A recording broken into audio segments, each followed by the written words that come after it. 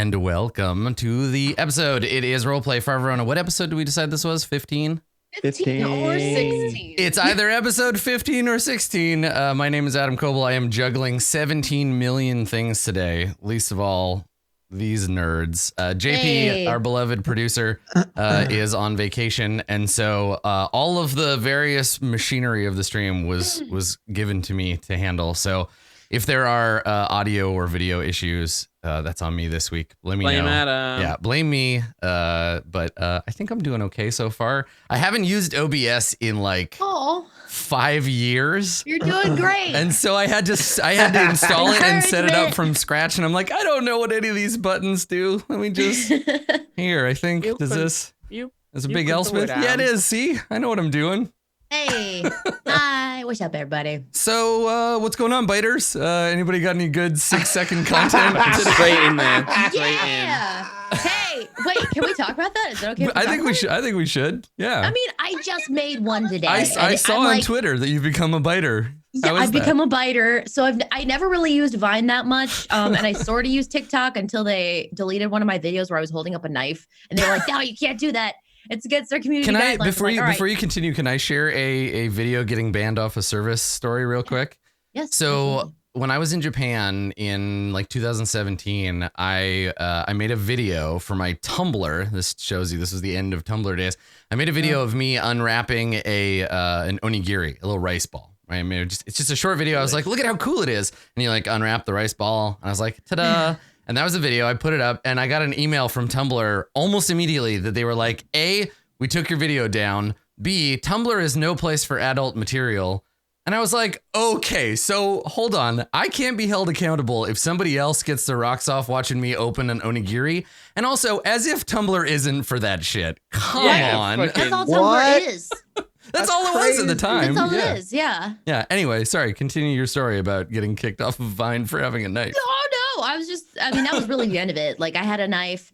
I was just going through like my kitchen being like, here's the stuff I have in my kitchen. And then it was like a knife. And TikTok was like, absolutely not. Right. We don't want that content. So I was like, all right, well, I might come back to TikTok one day. But I noticed that Byte like just recently came out yesterday. And it's they're aiming to be like the successor of Vine with the 6-second videos. How is TikTok not the successor?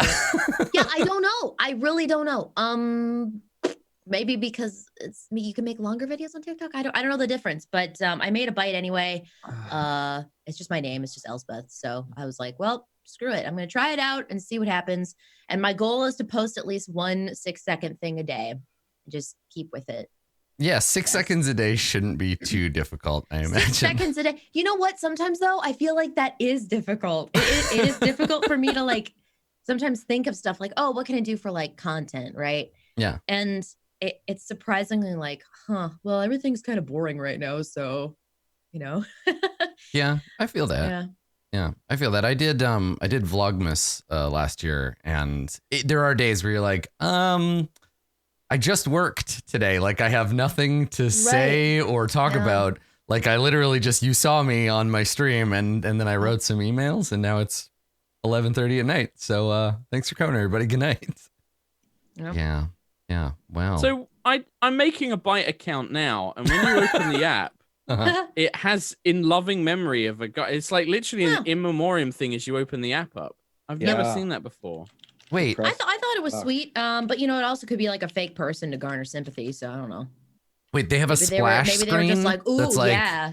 Rip Benjamin Franklin, and it has like a sad picture and like a date on it. And but is there context or is it just welcome to the app? One of our friends is dead. It doesn't even say it's welcome, literally just like in loving memory name. Yeah. All right. Weird. Oh. Okay. Made my account. Good. I'm hip now. I'm cool now. Good. What's your biter username now? Byte? I'm Sherlock Holmes, and Nice. I've chosen the best picture that I have of myself to be my avatar. Oh yeah, there it is. Oop. How do I flip the camera? Yeah, doing it right now. What's great? Hey, super excited for Far Verona today. We've got so much going on. It is going to be so. There it is. That's it. That's good. Fucking lame. Good biting, Wheat. Good biting. You're gonna be a pro biter in no time.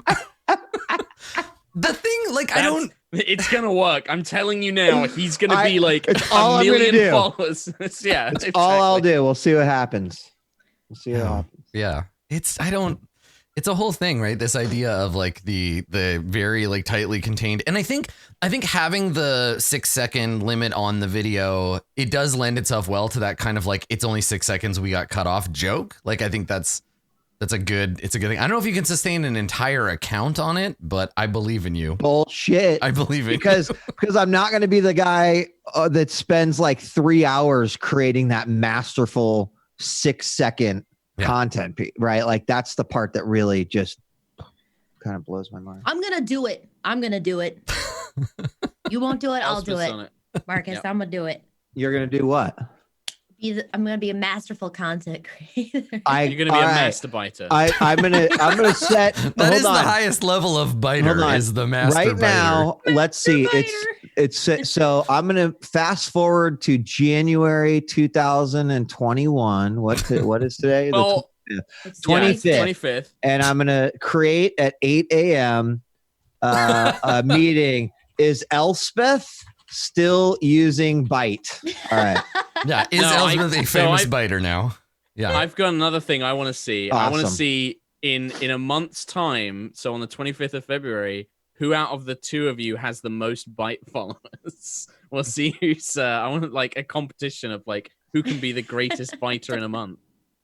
I want to start if I did a byte account, I would start a byte account, and I would do find movies with like big deal spoilers and film the scene leading right up to the spoiler and then cut right before it and just do that. That's my. It is exactly. I'll call it Cinema Edge. Hey, apparently my last byte cut itself off at the last moment. I really apologize, but we do have an amazing. All right, man, I'm on my fucking way. I think everybody has that one Instagram friend where you're flipping through the stories and you're like, person A's story, person B's story, person C has a 97-part story and they're just talking. You're like, oh boy, this is a lot. This is like, there's like 100 of these. You just talk for an hour. Okay. Good. Yeah. You know what? Have you heard of YouTube? Yeah, right. Yeah. Yeah. Speaking of which, how's that going, Vana? How is YouTube treating you? I don't want to talk about it. I was so that thread that you started about like how do I get bigger on YouTube? It was so hard for me not to just reply and be like, don't back away slowly. That's basically what the energy of your response was. Yeah. That I hope you realize. Yeah, it was like I'm not putting a ton of energy into it, but it's like when my whole life is like content creation on Twitch, which I love. It's nice to have like a way to express myself and make content in different ways, which is like YouTube is definitely way different than making content on Twitch. Like, I think the reason I want to do it is because making YouTube content scares the shit out of me. Right. Like I'm editing together my most recent video and I've got my like sequence in my editing program for that. And then I have a separate sequence where it's just me in between takes telling myself how much I suck. That's the video you Well, yeah, what you want to do is take all the content and throw that out and just have an 18-minute video of you saying mean things about yourself. And then the end is just you crying. A crisis about YouTube creation, just being like, I think one of them is just like, I'm in the middle of saying something, I stop and I like put my head in my hands and I just go, y'all ever wonder what you're doing with your life? Fair, yeah. But I don't know. I think it's every day. Yourself and do things that scare you. So and I think like branch out in new creative ways. So it's not like I'm like I want to be a big YouTube star, but it's also just like you were talking. Like I think it is good for cross-platform. And just like affirmation is nice. Yeah, it's like when you're acknowledged universally as the best basketball player in the whole world, and you're like, you know what I should do? Baseball. I should go play baseball. That's what I should get up to. Yeah. Yeah.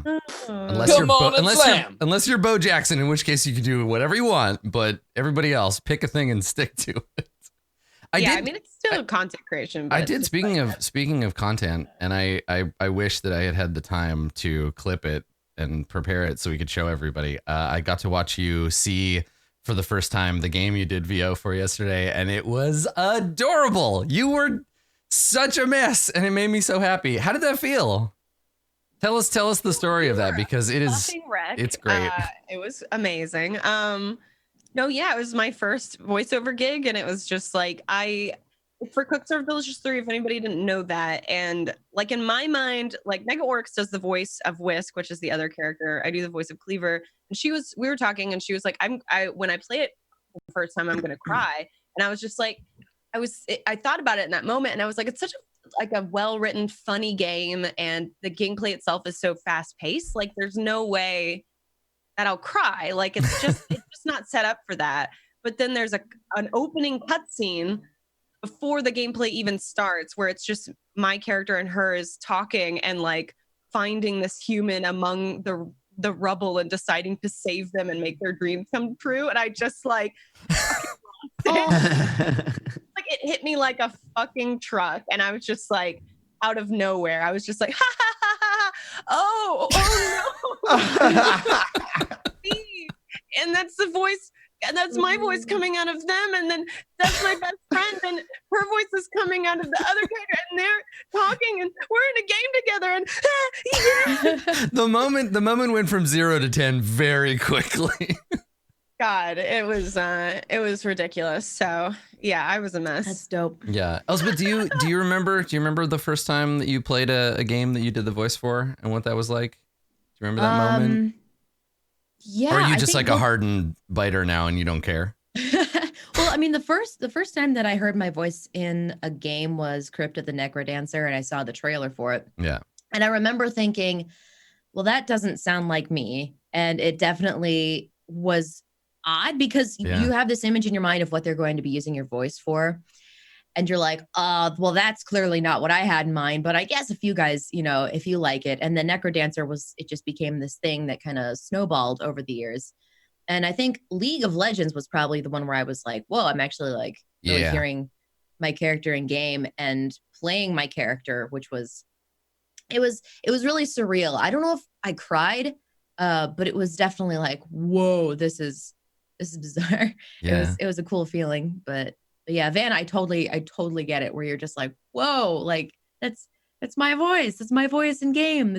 It's crazy. Like, and I am honestly, if I may, I'm so fucking proud of you. I'm so fucking proud of you and Negorix. You guys did amazing. And I can't wait to play the game. I saw your post and I was just like, oh, yes. Cause it's like, it's such a fucking cool experience. And the fact that you guys were able to do that is really, really awesome. So fucking kudos, man. Kudos. You don't get to do this to me, Elspeth. I'm sorry.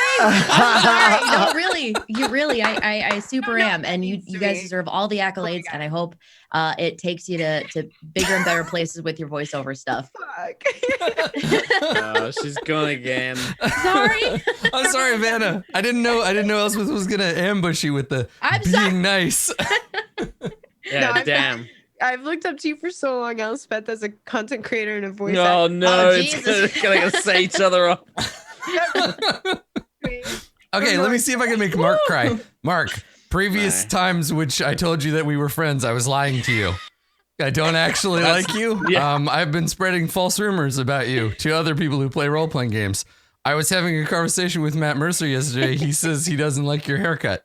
I mean, T those sucks. are all the thoughts Nobody I have in likes my head football. all the time anyway. Your so, country is yeah. a mess. Is it Yeah, working? that's Are you true. crying yet? Yep, that's right. Yep. I'm I mean, so trying far, my I hardest. I don't know what you're trying to do, Adam. You're just telling me things I already know. So,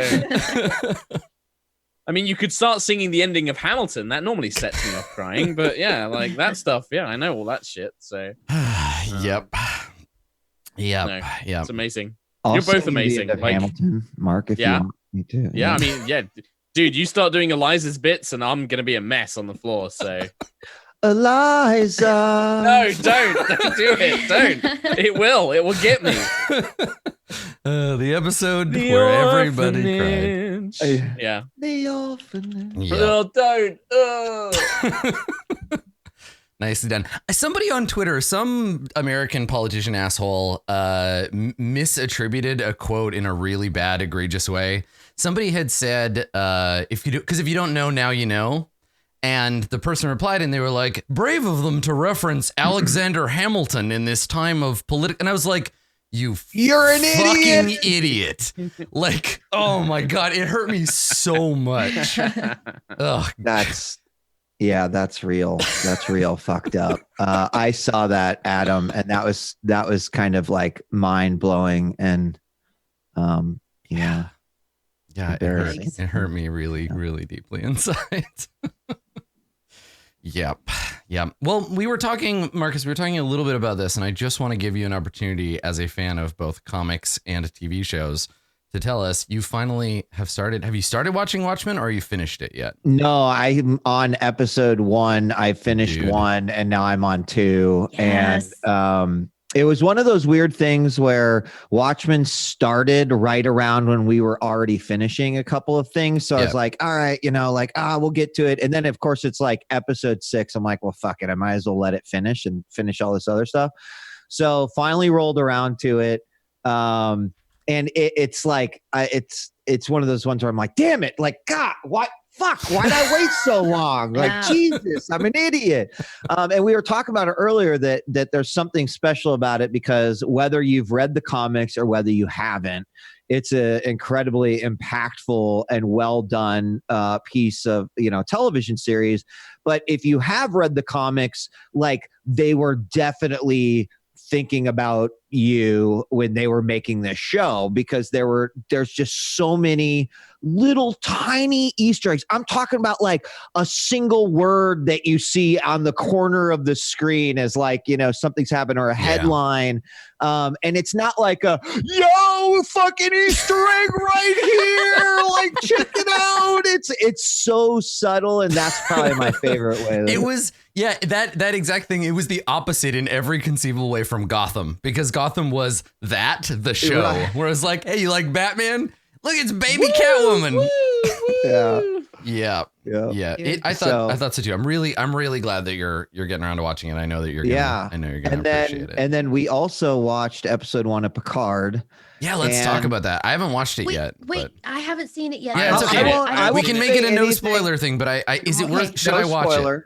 I would say definitely watch it, because we've never seen a Star Trek series like this. And so what's cool is, like, if you have if you watched fucking 3 episodes of The Next Generation, you're probably going to have some affinity to this. Like, it's I don't know. I want to say one thing that I appreciated, right? Because I'm like, damn, Patrick Stewart, like he's getting old, right? And let's just say that I would know. I can tell this about people. I'm like, I got it. Anyway, let's just say there's a character that is action oriented, and you're like, well, fuck, like, if they have a character like this, like, what are they gonna do? And like, they can't separate Jean-Luc Picard and the action all the time, right? And dude, fucking like 40 minutes in, there's some action and they're running away, and Patrick Stewart, after going up fucking like 2 flights of stairs, is like, I can't. And I'm like, fuck yeah. Like, they didn't try to make him like, oh, I'm superhuman. That's great. Yeah, they did. Like, he's totally. And I was like, I actually super appreciate that about the show. Awesome. So for some people, representation means, seeing people with the same color of skin or gender as them. For other people, it's seeing old people on screen, and that makes them feel, really look, seen. Man, so. it's not about the old aspect. It's that, like, you can't fool me. I know that Picard is old, so how are you going to handle that? Because of course they could be like, oh yeah, well, in the Starfleet Academy they totally fucking jacked him up with some, like some. I feel like the Starfleet steroid program is probably not one of their main concerns. Juicing up Captain Picard. It was like real. It was real. I people real. All of The Next Generation. Will I cry? You're gonna really like it. Yeah. I don't know if you're gonna cry. Fan, so I didn't cry. I would definitely say, like, I was surprised. I was blown away, and I will definitely watch episode 2. Cool. Okay. That sounds awesome. And then we'll see where it goes from there. I love the idea of contextually like giving that information. Like I've seen all of Next Generation. Will I Cry? Like those two things are related. Like Marcus, I've seen Police Academy 1, but not Police Academy 2. Will Picard make me cry? Police Academy 2.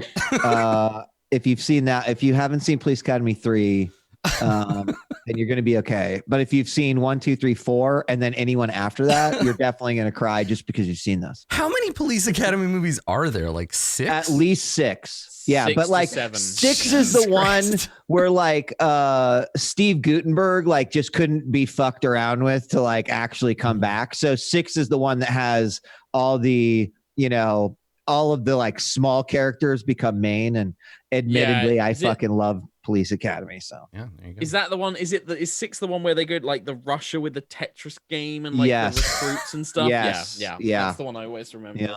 Yeah. This is just a Police That might Academy be- podcast now. Yeah. Man, Michael Winslow, man, he was like Michael Winslow, man, what a fucking legend. I mean, growing up, I'm like, I might just want to be Michael Winslow when I grow up. I mean, I don't know. Like, Me and Marcus on this very similar vibe. I love it. I'm into it. oh, Tune in next time where we spend 20 minutes talking about Airplane. Tune in for that. That'll be great. For now, though, we have a role-playing game to play. Oh yeah. And Leslie Nielsen is not invited. Though I suppose if Leslie Nielsen wanted to play Dungeons and Dragons, we could probably find some space for him somewhere. He's also R.I.P. Yeah, well, that's all the more reason. If Leslie Nielsen came to my house and was like, Adam, we have to play Dungeons and Dragons, I'd be like, I'm a okay, ghost. rotting corpse of Leslie Nielsen, let's do it. wow. As a Lich King. Yeah. So that would be Lichley Nielsen. No. Yeah. Oh, boy. Just put those away. Good. That's good stuff. That's You're nice. I like it. gonna kill somebody with those if you know. Well, so speaking of guns and killing people, there's a fight going on. There's some brawling. So all that really matters about this episode is we ended right at the beginning of a fight that so far you're winning. So far we're doing good. It's been good shapes, mostly in part due to Haley's ability to gun people down in cold blood, To destroy. just utterly destroy people from inside the mismatched gloves bin. So that happened. And then Johnny ran to beat up the gang navigator negotiator. Yeah. That's right. And then chop. So the way that the game is structured, the way initiative works in this is all the PCs share slots and all the NPCs share slots. So 3 NPCs will go, 2 of which are the last remaining injured goon and Diocles Cowden and Hadil. So I'm gonna go. We do them in any order, and I'm gonna start with Diocles because he is going to try to get the hell away from this robot Terminator that has just run up to destroy him. Adam, can I ask one question? How do you handle like a deal from like a NPC perspective? Specify that question somewhat. What do you? Well, you said player characters go, and yes. then She's an NPC, so I'll just insert her into this order. Okay. As Adam chooses. Yeah. So that's what I was getting at. So like we can be like, but no, Hadil she's a fucking mannequin that's been waiting to act. Like, yeah, I'm definitely going to do Hadil last of the 3 of them, just so that the goon and Diocles have any opportunity to do anything. Because Hadil would definitely destroy one of the 2 of them. Fair enough. If not both. Yeah. So Diocles, when you come running up, Johnny, and you give him what for, right? You hurt him pretty bad. He staggers back. I think he uses that stumbling momentum. His beautiful suit now all rumpled, blood dripping from his nose. He uses that momentum. He staggers back. His maneuver is going to be to disengage from you, so that you're not in punching range, and then he runs. He's gonna run for it. So he can get. I'm using Johnny as the center of his navigational world because he wants to get as far as possible away from you. So he is going to turn, and I think he's going to run out the storage room here. Now I don't remember, and I looked at the notes and I scrubbed around a little bit to see. I don't remember if anybody said specifically that those two doors were shut. But since you were trying to funnel them in here, I'm going to assume that you did close the storage room door and the big door outside, right? Because I remember someone saying something to that effect. I don't want to be that guy, Yeah. but if I remember it, we left the storage units open and they came in that way. That's right. Yeah, because Yasna was over here and because you made them. Yeah, you made them climb up. Okay, all right. So they are still open. Okay, all right. I'm that guy. Okay, no, I appreciate it. I couldn't remember if you'd closed them or if they were open. But yeah, it makes sense that if nobody's closed them yet, then that's the thing. Okay, so Diocles can move from short range to medium range with his remaining maneuver, which gets him about to there, right? So now Autumn, he's at long range from you. Johnny, he's a medium. He's got some distance. So yeah, you rush forward, you punch him. He staggers back, turns, kind of like fall runs through the storage room, knocking over a box of coats and making it towards the door. He shouts behind him some unintelligible noise that maybe was supposed to be words. Yeah, but just comes out as like panicked fear noise. And so he bails. Yeah, he flees.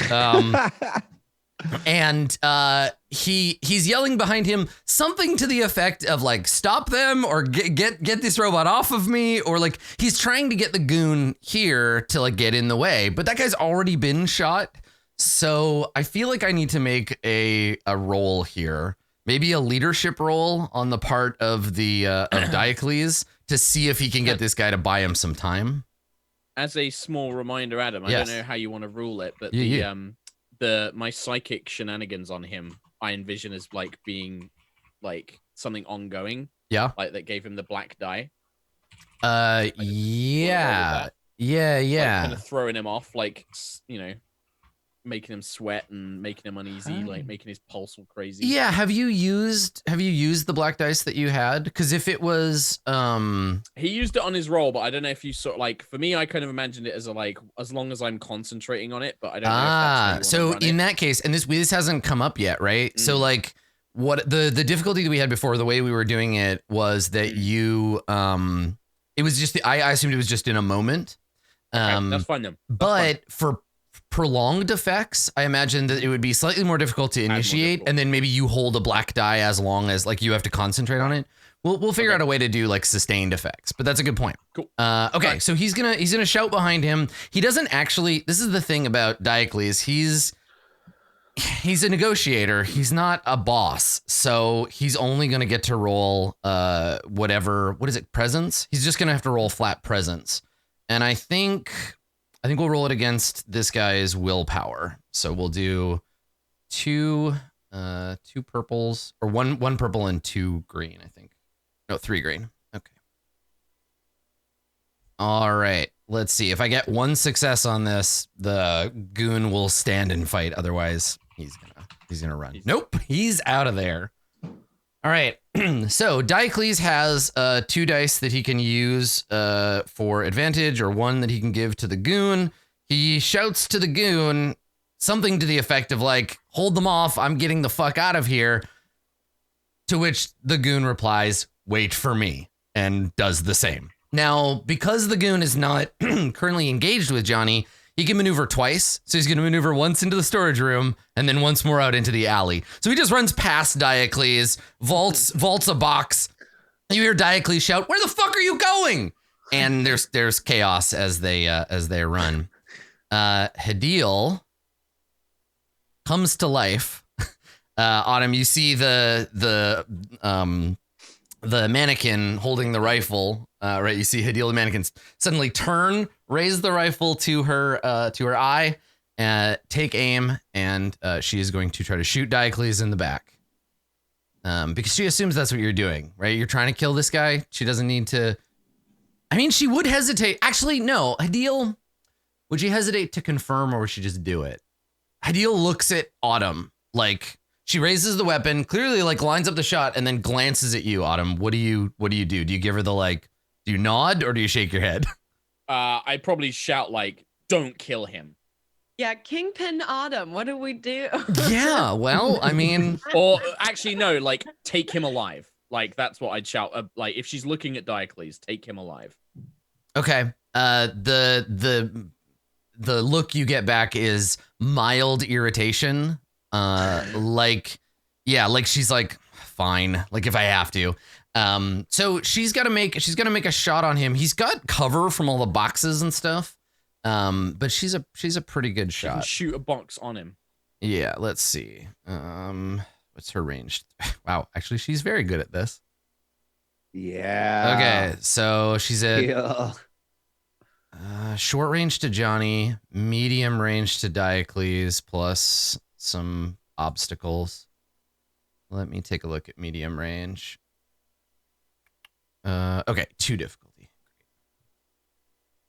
All right. Big Owl says he will literally burn to death if she shoots him. I mean, maybe she does have a laser rifle, and it does have a chance If of. she shoots to kill him. Like, rifle. She has a laser rifle, and he may light on fire. That's all right. Here we go. All right, so we're taking the shot. to be honest, I can probably save him if he does die. I'm gonna I think I can use Diocles' bonus because with NPCs I try to use their bonuses as fast as possible. So let's see. Yeah, okay. So we're gonna give one more black. He's juking and weaving and stumbling, and so we'll add one more black. Let's see if Hadil can shoot this guy in the back of the head. Here we go. Got this, Hadil. Blam. Nope. Hadil does not got this. She hits a box. The box gets a big old laser hole ripped through it. We see a hole sizzling. And Hadil just makes a slightly annoyed sound with her nostrils. She's like, and she looks at Autumn like it's your fault. Yeah, of course. Yeah, right? yeah, She's like, no, yeah, if I had just shot him in the head. Yeah. Oh, yeah. You definitely would have hit him, Hadil. Yeah, absolutely. You would have done that. Yep. Okay, so she's next turn. She's gonna shoot you. Okay, so yeah, sure. Like, yep. Anybody can go now. Put me out my misery at this point. PCs, you have four turns in a row in whatever fashion you'd like. But Johnny and Haley, you can't go until Autumn and Yasna have done something. Take it away, Yaz. Just because they've gone, we haven't rotated back to the beginning yet. Okay. Go, Yasna, go. Well, so can you what I'm in the corner. I'm sure your religion is around here somewhere. You got to keep looking for it. Jesus. In the spotlight. Really penetrated my soul in a bad way. Tune in for the exciting sci-fi laser battles. Stick around for the 80s music references. Yeah, go for it. So you can, you're over here. Yeah. So in combat, you can do two things. You get a maneuver, and you get an action. The maneuver is things like aiming, dodging, and moving, right? Also like interacting with crap, like opening doors and dropping prone and, jumping on a motorbike or whatever. So you can maneuver, and then you can also take an action. And actions are usually like combat checks, right? Take a shot or whatever. So, you can also do 2 maneuvers if you want to not do an action. So you could move twice, or you could move and aim, that kind of thing. Yeah, I mean, probably the best course of action would be assuming that, Johnny's close to them. And I think I would probably go to the front door and try to basically get position on the other side of the shop. So go out the front, and then if they come down the alley, be ready for that. Oh, okay. So like vault the thing, go out this way, and then get back into this fight alley where you were before. Yes. Okay. So the front door is down, but you're standing next to the counter, which has a button that'll start raising it if you want to jam that button and then start moving towards the door. You want to do that? That's what I would like to do. Okay. All right, so yeah, that's just 2 maneuvers. It's one to hit the thing, and the other to get to the door, right across the room like that. Okay. All right. What a turn. So there you go. Okay, and then Autumn, what are you gonna do? I would like to move as close towards Diocles as I possibly can. Okay. And there's almost when Autumn moves, there's this shocked, just like all the panic's kind of going on around her, and there's this kind of just very gentle, almost kind of like walk, like as if like nothing's wrong, everything's fine, everything's absolutely fine. Yeah. And then as soon as I can get within range, or like as soon as I get like use a maneuver to move, basically, I want to try and psychically shut his legs down. I want to stop him moving. Right, just give him the old jelly legs. Yeah, like they will just like literally prevent him sending nerve signals to his legs. Yeah, like your legs don't work. I'm Professor X. Your legs don't work. And we know what this means. Professor it's not going to work, but that's what I'm going to try. Okay, Autumn. So you move up next to Johnny, right? That's your maneuver. There are these two dead bodies, and as you sort of center your mind and reach out, looking for the various bioenergy fields of the people around you, you can feel the bodies on the floor. You can feel them dying. Like you can feel their life energy ebbing, like their last heartbeats. You feel Hadil's minor kind of like tension behind you as you kind of reach out into the sort of ambient energy, and then you feel Diocles. And I think you grab him because you're already a bit tuned into his like sort of bio patterns. And so the soundtrack would get really quiet, and we would hear like thump thump thump thump thump thump, and it's like obviously Diocles' heart pounding, and he's leaned up against the box, like trying to run. His heart's pounding, his muscles are already screaming. You reach out to him, everything else kind of goes dark, and then you try to grab his brain and fuck with it. So what you're doing is you're basically telling his brain that his legs are inaccessible, 404 legs not found, so that he'll just collapse and can't stand up.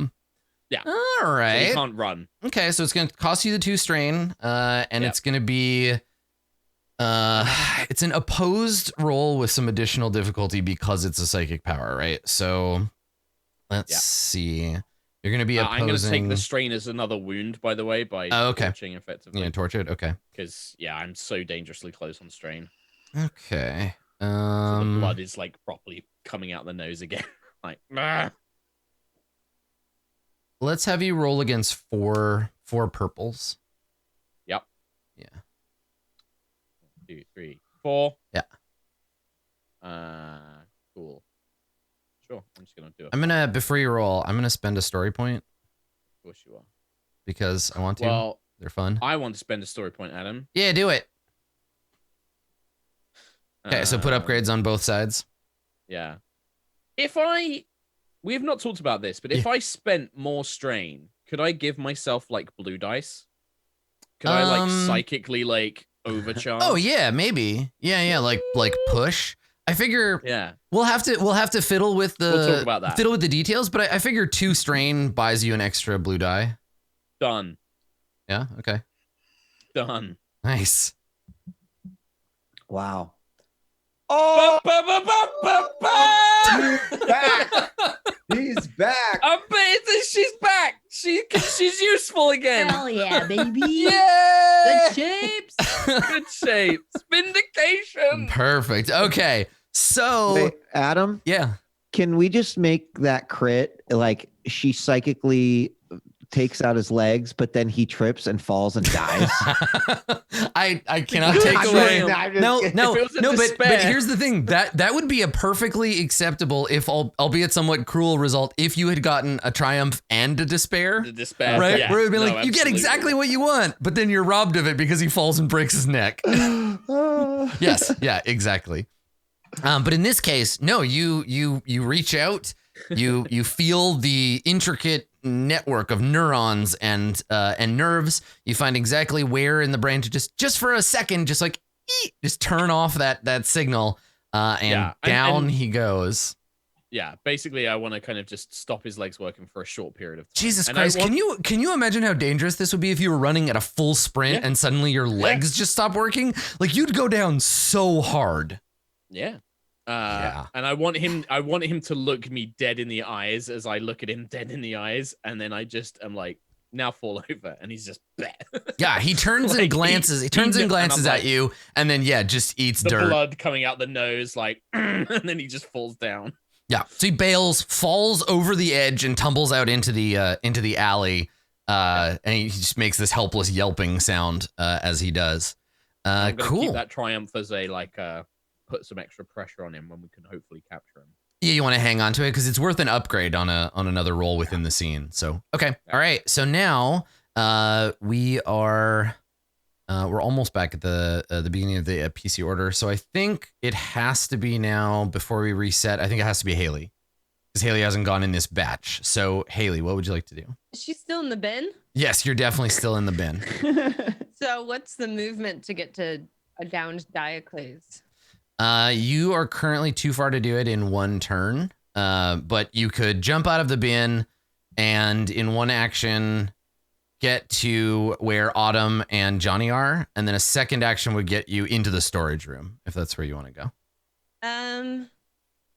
I think she's just gonna stay in the bin in case something else happens, but train, do a prepared shot kind of on. So there's a maneuver called aim where every time you take it up to 2 in a row, you get a blue die. So if all you do is stay in the bin and point your gun at the door and you aim, when you take the shot, you'll get 2 extra blue dice if that's all you're doing this turn. Yep. Mm-hmm. Yeah. Plus the gun's existing stuff. Okay. So if you are called on to make another shot at something within sight of the bin, you have 2 aiming dice to do so. Cool. All right, so we're back at the beginning. So Yasna, I guess in this case. But Johnny's not gone yet. Again. Oh yeah, Johnny. That's right, because Johnny started it. Yes, that's right. Yeah. Okay, Johnny, what are you gonna do? Johnny. Well, it's almost like Autumn has this all taken care of, but let's see, where is Johnny right now? You're Joe. There's Joe. Which is distinct from Jay, which is Yasna, which I guess so can Johnny chase after the guy that was yelping and shit? Because that's, I think, what he would automatically do. Yeah.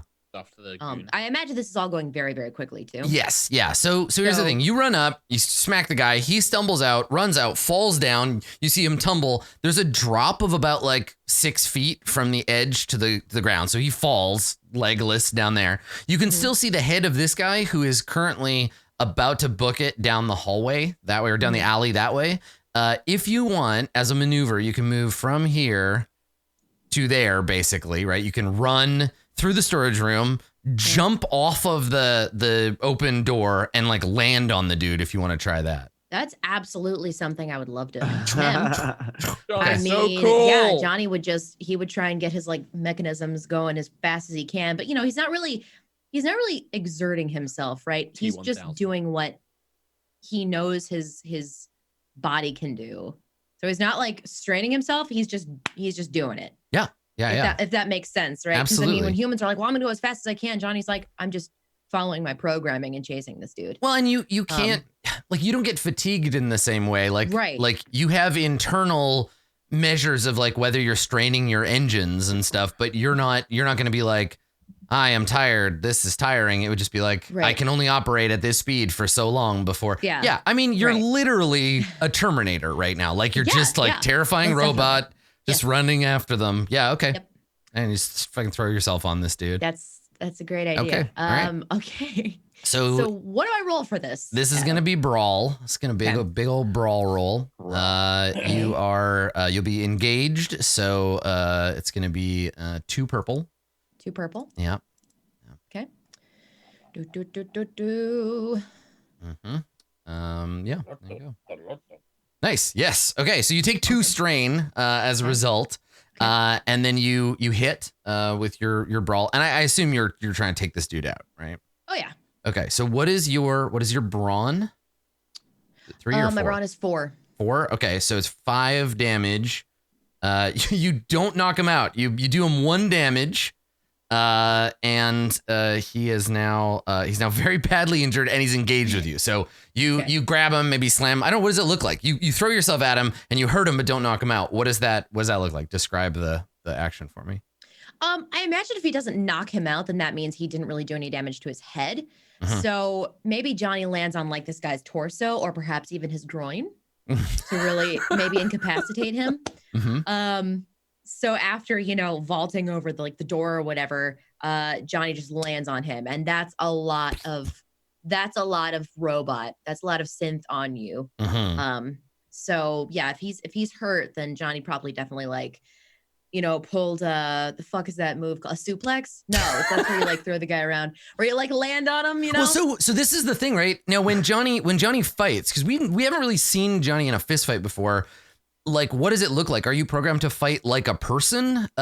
Is it funny for their programmers to have put like an old timey fighting style in you? Like, do you fight like fisticuffs, or is it the other end where when the fighting stuff kicks in, you're just like a machine for stopping people from doing things, like where it's just very extreme, like one hand grab, slam into the wall, like. Yeah, I think it would definitely be the second one. Terrifying. Because Johnny's not meant to be threatening. Johnny's meant to be efficient. He's not going to be like, oh, put him up, pal. It's like he really wants to get the job done. So as a bartender / bouncer, yeah, he's going to make sure that whatever he can do the quickest and most efficient, that's what he's going to. He's not going to fuck around, basically. Yeah, so you just blast the dude into the wall. Yeah. He is staggered, little stars around his head. He's like blurry-eyed looking at you. Definitely going to have a concussion at least. But now the NPCs go. Diocles is behind you, screaming and trying to crawl away. Like he's like, what did you do to me? Oh God! And so he's trying to crawl away. But before we get to him, you're tangling with this goon. So he's gonna try to fight back. So he grabs from you. He's got the ability, at least still. He's not unconscious, but he reaches down and he pulls out what looks like the handle of a switchblade, and he hits a button on it, and there is a brief kind of electrical like crackling sound, and you hear the unmistakable hum of a monofilament blade popping out of the end of the knife, and then he swipes it at you, trying to cut you. So I think he's just got three green to hit you, and 2 for it being a melee. I am definitely going to spend a story point on this to buy myself an upgrade. Are there any other modifiers to this roll? Johnny isn't holding any extras. Doesn't look like anybody has. I think that's it. Do you want to spend a story point to make it harder for him to hit you, or are you good? Because you're uninjured right now, right? No. No, I don't want to spend a story point. Okay. All right. Here we go. Knife goes in. Okay, so the switchblade buzzes out. He swipes it at you. Not quite enough advantage to get a crit. It does have. Let me just see. It does have the piercing quality. What's your soak, Johnny? Let me check. It is. It should just 4. be your brawn. Yeah. Okay. All right. So 4. So you're gonna take 2. It looks like 2 wounds. I got to double check what Pierce does though, because that might be relevant. Okay. But yeah, dude has just escalated. This is no longer a fist fight. He now has a knife. Okay. But his legs don't work. No, this is the other guy's legs don't work. Oh, the other guy. It ignores 2 soak. Okay, so give yourself 1 more wound, and it'll ignore 1 level of your soak. Okay, so yeah, what does that look like? You take a minor wound. Is it like, do we get to see, does he cut you open? Do you see like any of your like wires and stuff inside? Yeah, for sure. So he probably where Johnny is right now on this guy is probably like his arm is probably like the most accessible for this guy. So I imagine the blade cuts right into Johnny's like defensive wound. Here. Yeah. You see like kind of a spark, like maybe a little flash, and Johnny kind of like winces like that. But he doesn't feel pain. It's just kind of like, oh, something just damaged my sensors. So, you know, like you might see like a couple red and yellow wires in there for like his, you know. Yeah, it cuts open like the chassis like, and okay. That's interesting. Cool. But he's not mortally wounded. Oh, but no, it's no. definitely like, oh, this is kind of a scrape. Yeah, like I mean, it indicates to you get a little like damage up like a heads up display, but yeah, it's not like, oh God, I'm bleeding or anything. Yeah, it's just a defensive wound. So he cuts into you, and he kind of like, you know, he knows that this is maybe not a fight he can win necessarily. He's still looking around like, oh, I got to get out of here, but like he's hoping he can kill you first and then run for it. Diocles, he can't walk for now, like his body is recovering. Again, Autumn, like the difference between like maintaining the busted legs or not, right? So it slows him down. So I think he's gonna for this turn not be able to walk. He's recovering. He just tries to crawl. So he crawls to the mouth of the alley, like trying to pull himself along the ground. And is just trying to escape. Hadil doesn't have a clear shot. Turns behind her, sees Yasna running for the opening door, and does the same. The door I think by now is open enough that Hadil can use her maneuver to move to the door and then slide under it. So she's going to end up over here. There we go. Okay. All right. So, PCs who are not Johnny in any order. I'll go. Go out the door and I guess run down the alley. Would that be two? Yep. Yeah. One to leave the building and then another to get over here and down at the other end. And this is like full on like Western style framing where we have the alley and you come into it and you see at the other end and we get that hard zoom to Diocles like crawling and he looks up and we have this sort of Quentin Tarantino, like you match eyes across the alley and he's like, oh fuck, like they're everywhere. And you get a dead shot on him. So next turn, you could shoot him or you could run over there and we'll figure it out. Okay. Okay. So Haley or Autumn. Do you want to go Vanna? Well, I just don't know if there's much you can do other than like, I think the reasoning here for her is to like stay put in case other people show up. Because I think like with her tiny legs, it's not like her thing is not chasing after people. Like it's just she got the big shot off.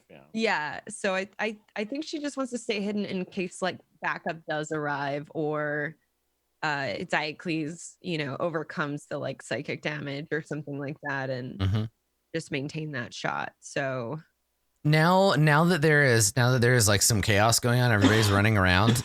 Peanut has managed to hop his chair like over here. He's just like tied to a chair and he's hopping it and he's trying to like get away kind of and he's like looking around like oh god like trying to get out. So that's the only other thing that's really changed around here. Oh well, then can I shoot the leg off one of the legs off the chair? Yes. Yeah, absolutely. Yeah. And you have all this aiming, so you can definitely do that. I guess I only keep if I'm not aiming this round, I'll just. Yeah, you'll lose them anyway. So you can aim. Let me see if you can aim 3 times in a row because you did your entire turn before. Let me see. I think it might max out at 2. That's okay because I get one additional one from the gun. From the gun itself, yeah. Let's see. Yeah, up to 2. So make let's see. You're shooting at a small part of a specific target. So you're basically doing like a cold shot. Let's have you make a roll with ranged weapons light. And give yourself 3 blue dice against a difficulty of slightly harder than usual. Let's call it 3 purples. Okay. And all you need is 1 success to knock things out. Okay. Before you roll though, Uh-huh. I'm gonna use a story point He wants that to spare to upgrade the difficulty. I mean, I just have them, and they're gonna reset at the end of the scene anyway. So it's just so put an upgrade on the difficulty side. Okay. Yeah, and then make that shot. Range light. Let's go. Let's go. I'm just so tired. Why is it always you, Vanna, that break? Oh, no. Hey, there you go. Yep. Hey. Okay. Yeah. So hop. Peanut lifts the chair off the ground. You shoot the leg. The chair lands funny. The leg snaps off. Peanut takes a header and just falls on his face. And now he's laying on his face with a chair on top of him and grumbling to himself. Right. There's a lot of like, fuck, shit, fuck. And he's like, got a mouthful of floor. Good job. Perfect. Haley giggles. Perfect. Good. Okay. Autumn, I believe that is you. Yeah. So is there anything in an immediate vicinity, Adam? And perhaps this would be a maneuver, so I wouldn't want to do it. But basically, this is what I want to do, right? I want to pick up something that I can use to whack the goon fighting Johnny. Like some sort of melee weapon to try and knock him unconscious. Like while Johnny's wrestling with him, I want to come along and just be like, stop, and just like whack. All right, so you look around, right? The first thing you see is like an ice climbing axe. Right, you see it in the hand of like a. That's like murder. So you see a big ice climbing axe, and then you pan over and you see you see a mannequin, and this mannequin is dressed in like plastic armor and a big plastic helmet, and is holding a slightly curved wooden stick.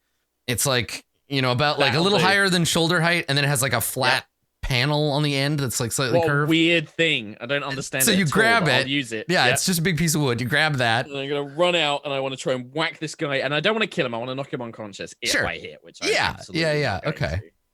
But this and it's like I think there's like a little bit of a like screaming like as she comes out of the storage, just like. Like tries to slap chop him as he's on the ground with Johnny, just like whack on the side of the head. Okay, all right. So you run over and take a swing at this guy. It's two purples and 2 purples in one. And I like the idea of you standing up on the little like landing area and hitting down on the guy with the stick. Yeah.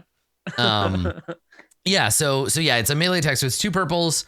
You're gonna roll your if you have melee, roll that. 1 green. Nice. Nope. How many strain do you have left? Guess what happens? Okay, so let's work together on this. Johnny, I don't have to be unconscious. It says that I'm out of the scene. It doesn't say I'm unconscious. I mean, we're back to square one at this point with the rules. How does this happen, Autumn? How does this happen? You grab a hockey stick, you come running over to like smack the guy with it. And then she starts her robo period. Wait, no, you're not a robot. You start your human period. Wow, Vana. It's gonna have to happen at some point. Sneaks up on you. Yeah, it does. Yeah, clearly. I think that she basically runs out, misses with the hockey stick, probably slips, lands on the ground, and that's enough. Like with the whole situation, the fact that negotiations fell apart and everything else. Where there's just the breakdown, there's just the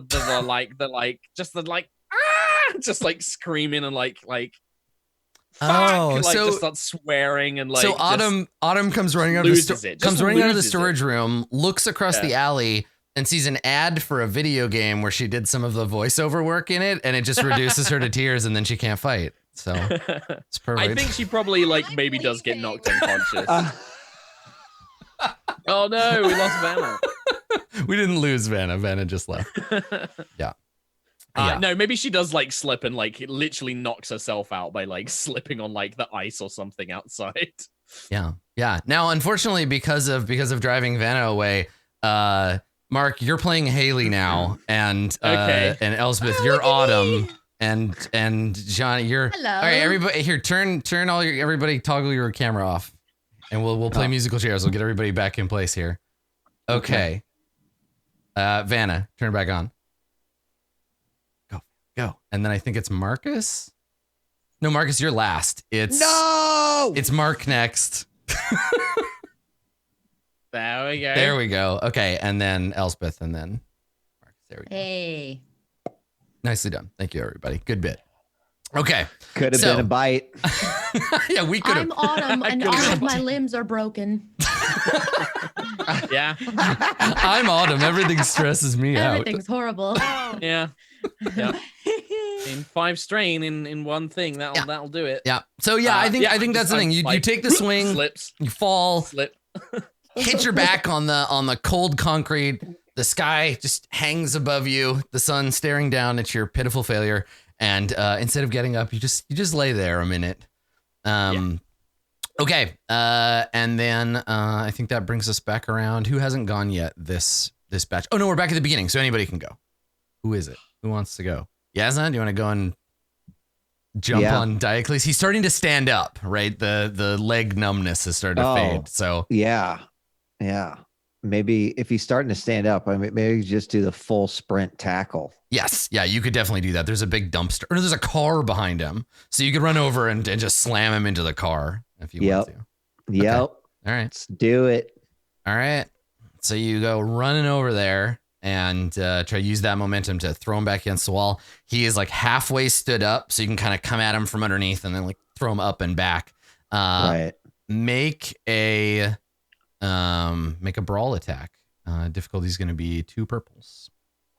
All right, 2 perps and a brawl is right. Yeah, and you can also roll if you have an unarmed attack in your weapons. You can roll that because that'll give all the information about it. If you don't, just roll brawl. I do. That's okay. Yeah, just roll brawl then. All right. Nice. Okay, so on an unarmed attack, this is a crit. Let's see. You're gonna do your normal damage unless it was canceled, which I think it was. I think it's just you just get the crit effect. Okay. All right. So an unarmed attack. I think you can still knock him out. I think that's still part of this, but you can definitely knock him prone. So let me take a look. Yeah, so you run over, you take a swing at him. Yeah, here we go. When you make an unarmed attack, it's a crit rating of 5. You deal base damage of your brawn. It has the knockdown quality. And you can damage his okay, so you're gonna do a critical wound to him because he's an actual person, not just a minion. But you're not actually gonna do any like wound threshold damage unless you want to use that crit in some other way, right? Because it can also act as like a little story point for you if you want to do something else. At the very least, I think it's reasonable to say you knock him down. But do you want to use that as to guarantee unconsciousness? No, you have to overcome his. You might luck out. Like if you do the crit, he's gonna roll on the table, and you might you might get like a stunning result or something. Okay. Well, then I just want to make sure he's not going anywhere. Yeah. I mean, he's engaged with you, and now he's got to fight. Yeah. Okay, well, let's see what the wound, the critical injury would be. Let's see what it is. Do you want to roll? I'll let you roll for it. Okay, roll a D100 for me.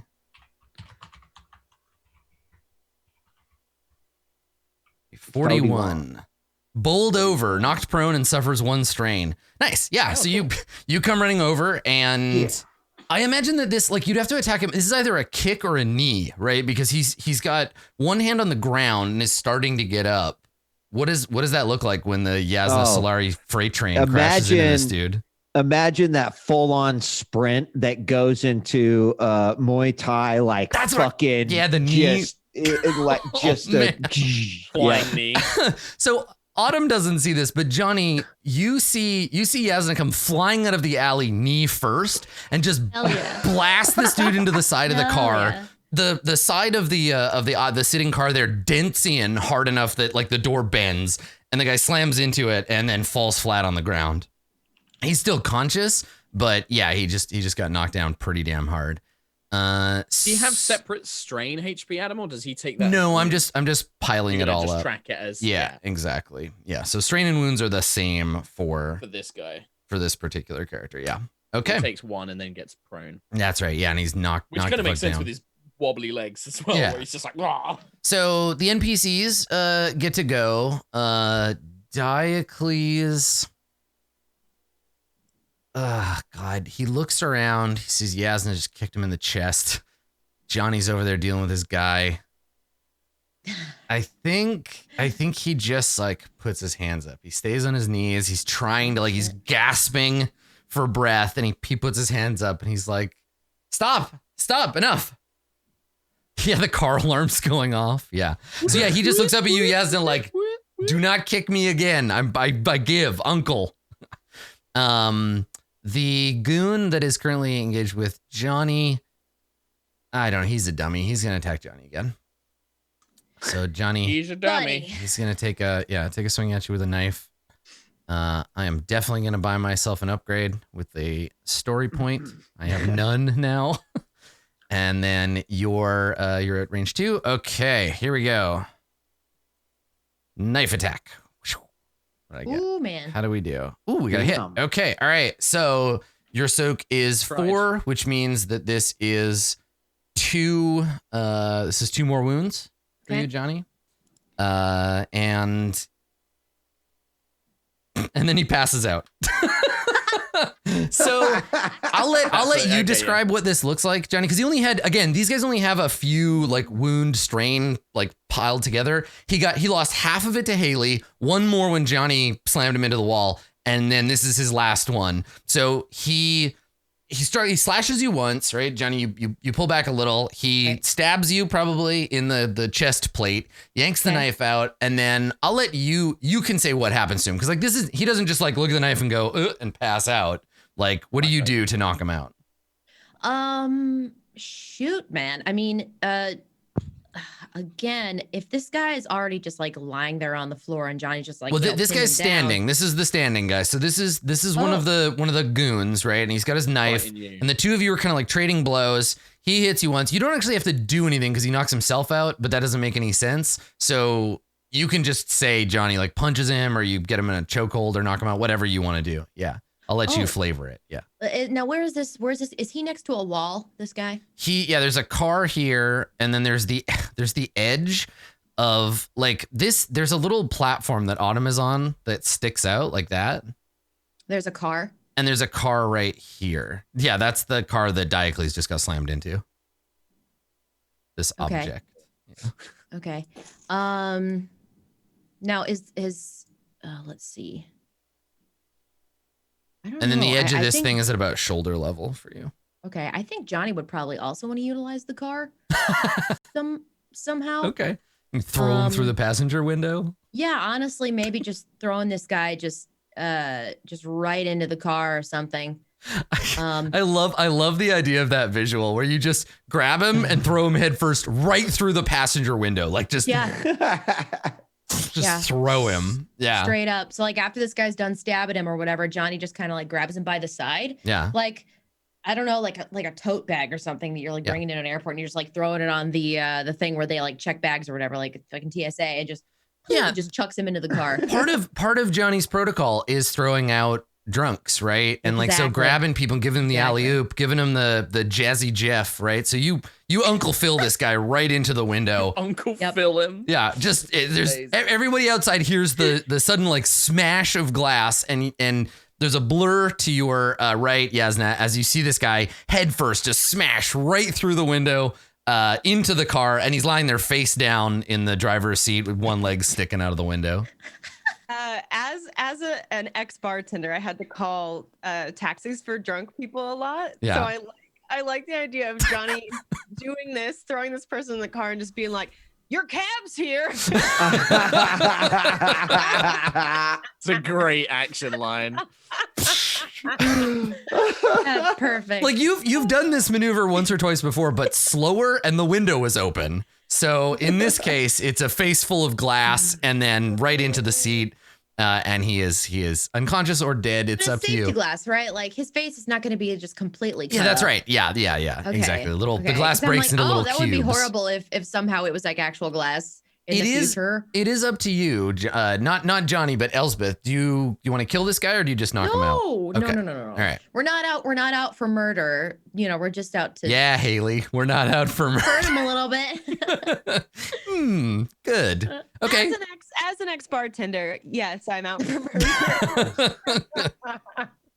Excellent. Okay. So Hadil, on her turn, runs around the corner and into the alley, seeing that Yasna has this dude under control. Yasna, you hear the sound of Hadil jogging, or you hear her gear kind of like clattering, and then you hear the faint hum of a charged laser rifle behind you. And I think you and Hadil you've been around each other long enough that you know that this isn't somebody sneaking up on you. Like, you know it's Hadil. And so you hear the laser rifle charge, and now you can act in assurance that she's got Diocles covered in case he tries to run for it or whatever. Okay. So does that mean that I don't necessarily have him, that I don't necessarily like have him under control at this point? On your next turn, you could try to grab him or whatever, but like he surrendered on his turn. And then. Got it. Yeah. Okay. Like, yeah, I assume that we want to take him back to the office and have another discussion. So whatever I need to do to secure him. Yeah, I think since he's not resisting, I think that's the end of combat. Okay. So I think that's the fight, right? Because Diocles isn't going to try to run for it. If you're not going, like, I think we would continue the fight. He'd fight back if you were like, oh, you surrendered and you like took out a knife, then he'd be like, oh shit, I'm getting out of here. But if you just want to grab him and turn him around and like get his arm behind his back or whatever, that's absolutely fine. That's that's exactly what I would want to do. Okay. All right.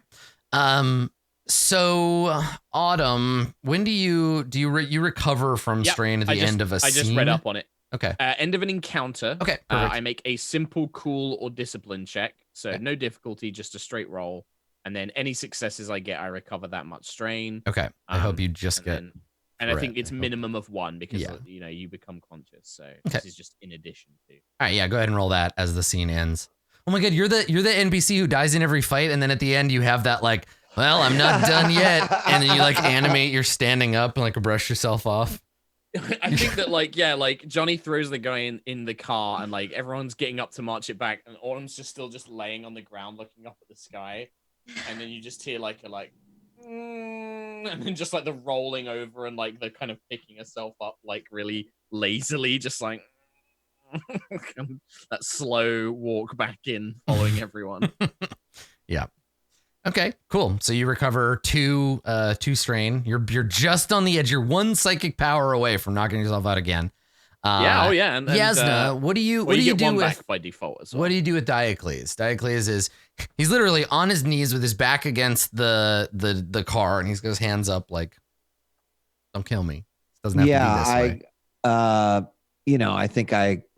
I think I probably just secure his hands because I don't have cuffs or anything, and begin to escort him to the office. So I think there's a moment where you grab him, you turn around, you get his hands behind his back, and you realize like, oh, I don't have anything to tie his hands with, and you hear a loud, like almost like a ripping noise, and you look over your shoulder, and Hadila's walking up. She's slung the rifle, and she's got a roll of duct tape. And she's just like pulled a roller. And so she looks at you and gives you this like, she doesn't even really smile, but there's a look in her eyes that's like, I got you. Like, I got your back. We got this guy. And then she tapes his hands together, and we all return to the interior of the shop. And I think we'll break there. And when we come back, we'll get everything all situated. We'll find out how much we owe them now that we've killed 3 more people. We'll do the story points, and then I mean, this is fairly this is fairly classic role-playing game behavior, right? Where you're like, we take out the bad guy, and then we wait until a higher level bad guy comes, we take them out, and we just keep waiting. We're farming the shop, man. That's right. Wait until the boss comes back. Exactly. Cool. All right. Well, we are going to take a short break, and when we get back, we will continue with today's episode of Roleplay for Verona. Don't go anywhere. We will be right back.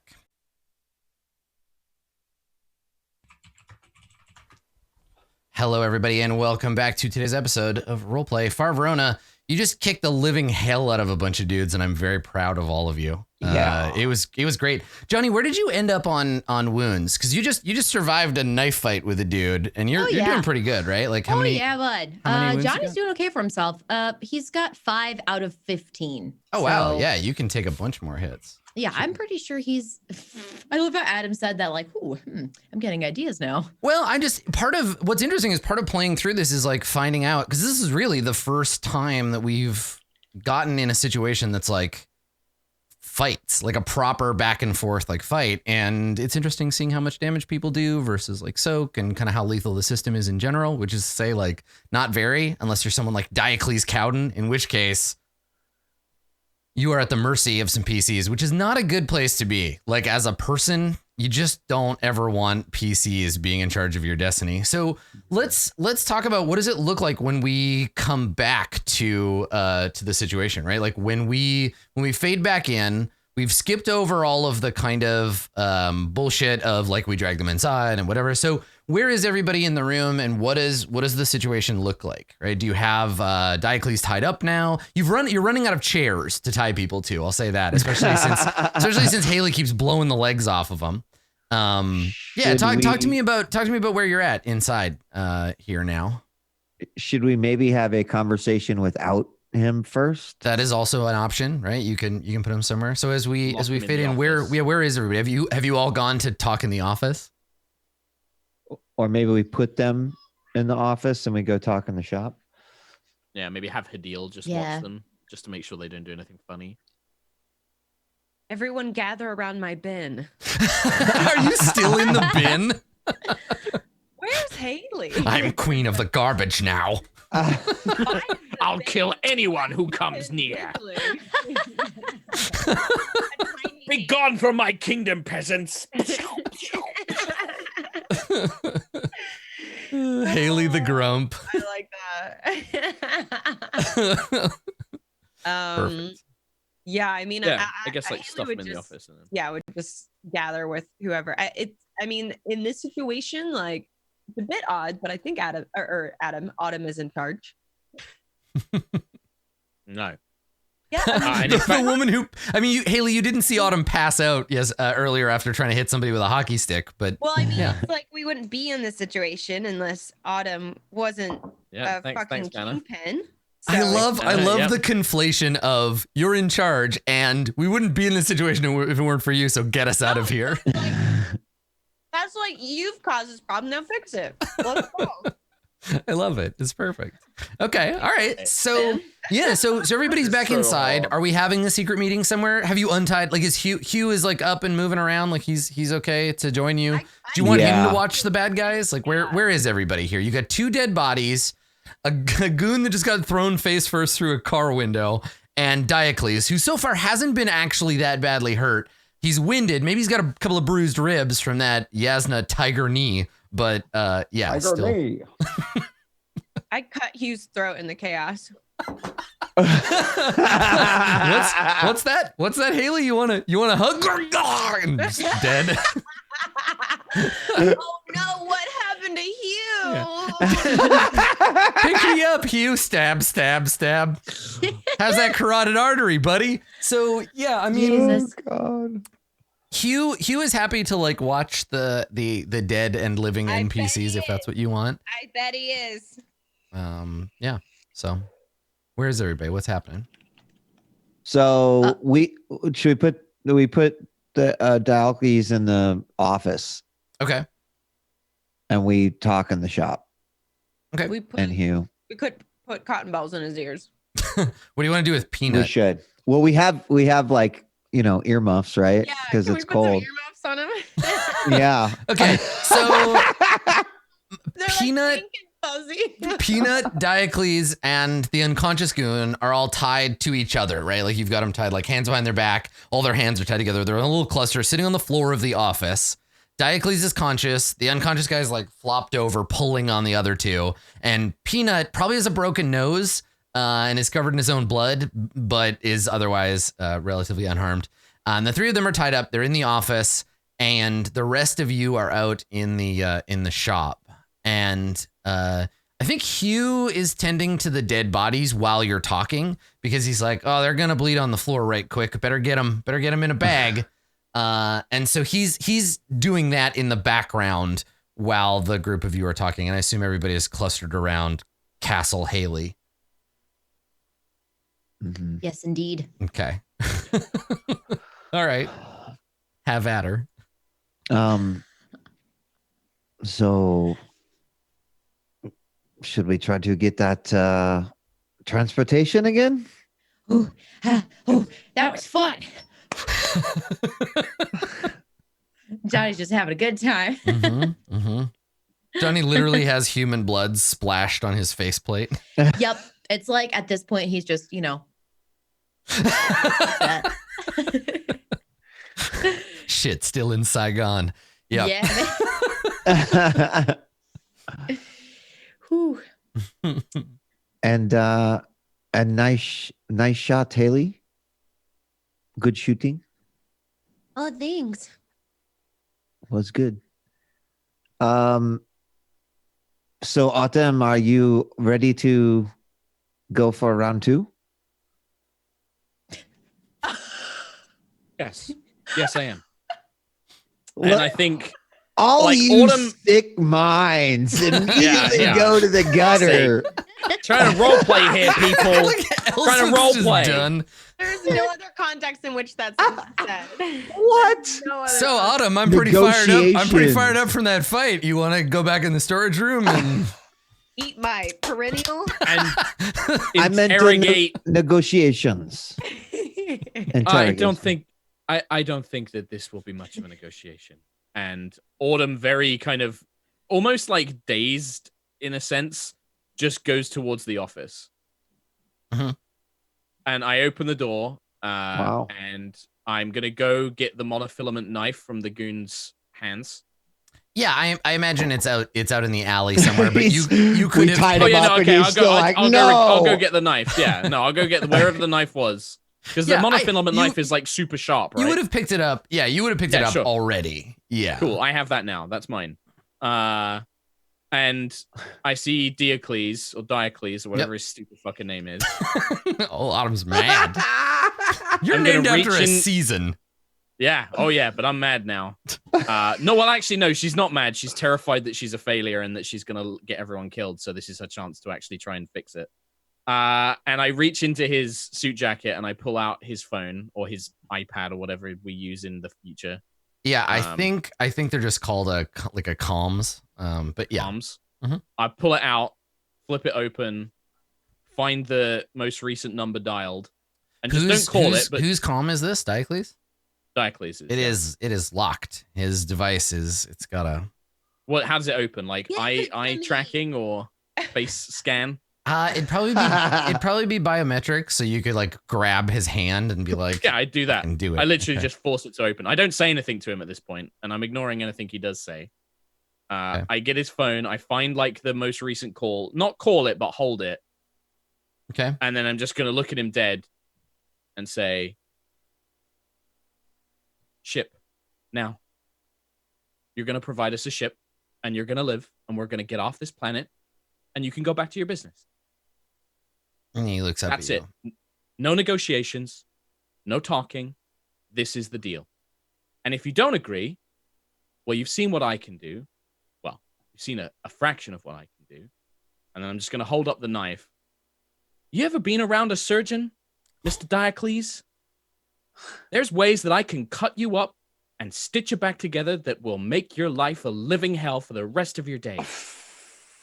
So you're going to make this call. You're going to get me a fucking ship, and we're going to get off this goddamn planet.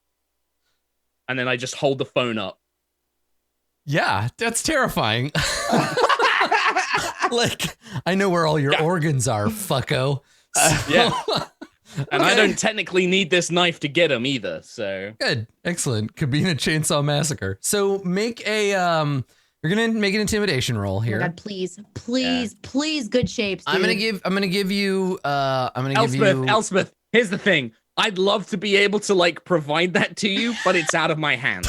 It's you ask the universe for good shapes, because I can't do it. So you get I'm gonna give you an extra blue die. So you're gonna roll coerce. Yeah. I'm gonna give you an extra blue die for your threatening and admittedly very terrifying performance. So take a blue die for that. Take another blue die for the fact that Diocles is tied up and helpless, right? So take those two. Would you like to spend a story point? I would like to use my triumph that I got earlier. There you go. Yep. That'll do. Okay. I'm also going to spend some of my XP to boost my coercion, if that's okay. Because I feel that she's learned this. For sure. Like, this is a... Well, and that's something that I like about systems that let you spend your XP in the middle of a moment where you're like, I didn't realize this was an important skill until now when I'm going to use it. And then it encourages you to keep using it. Okay. So that would be 5 plus 5 because it's not a vision while she was passed out. That's right. Yeah. You had this dream about being an insane I'm horror going to movie invest villain. 2 ranks into this. Damn. Super coercive. Okay. Like this is the drug barons come out now. I'm going to also spend a story point on the upgrade. All right. And then what difficulty are we at?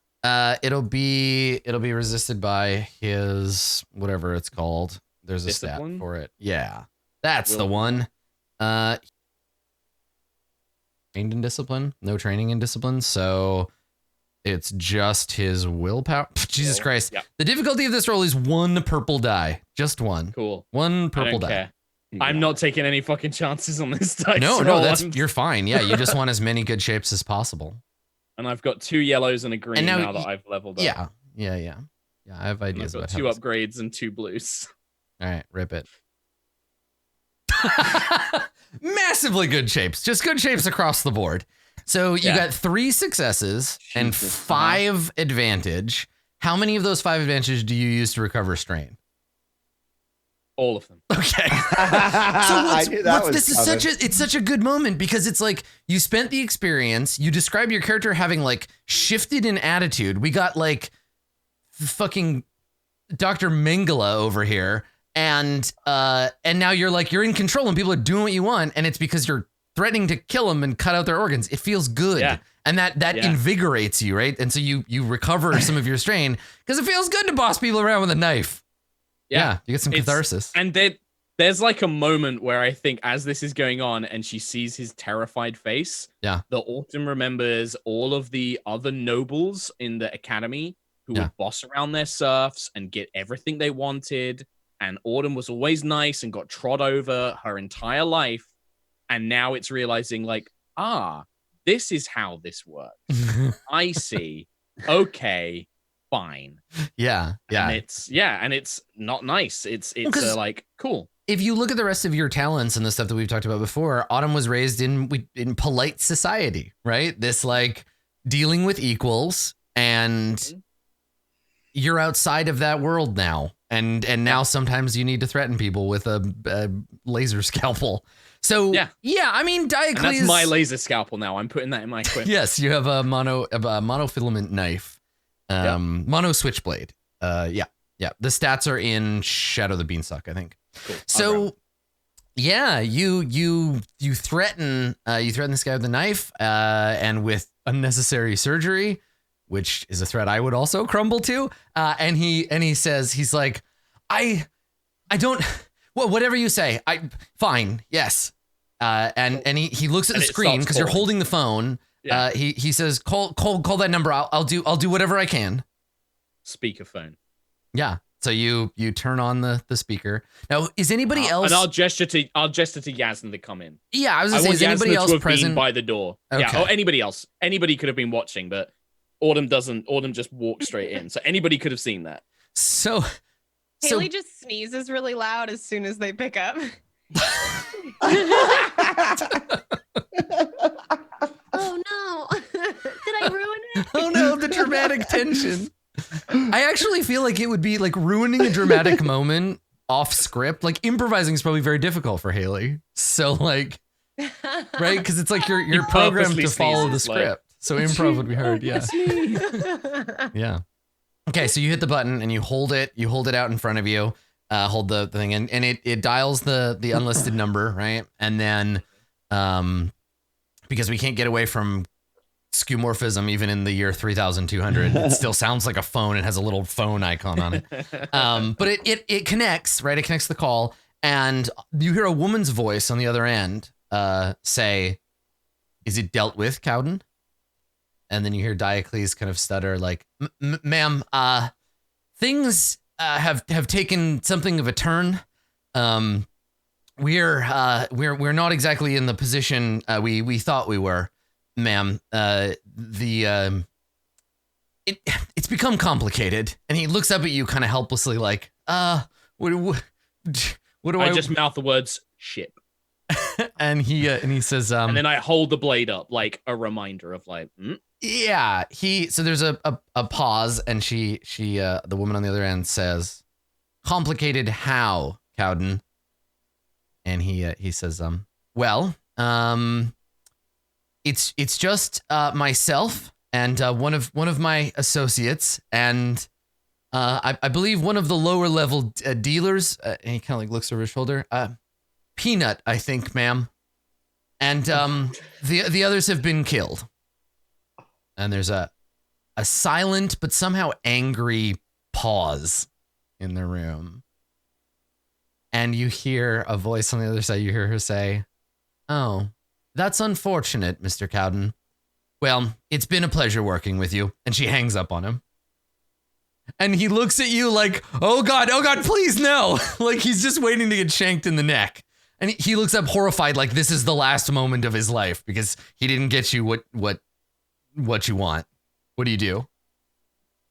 I take a moment of time where I go into the security settings of the phone and remove his bio lock on it so that I can access it whenever I want. Sure. Just yep, I've got the settings. You've unlocked it. Yep, turn Okay. that off.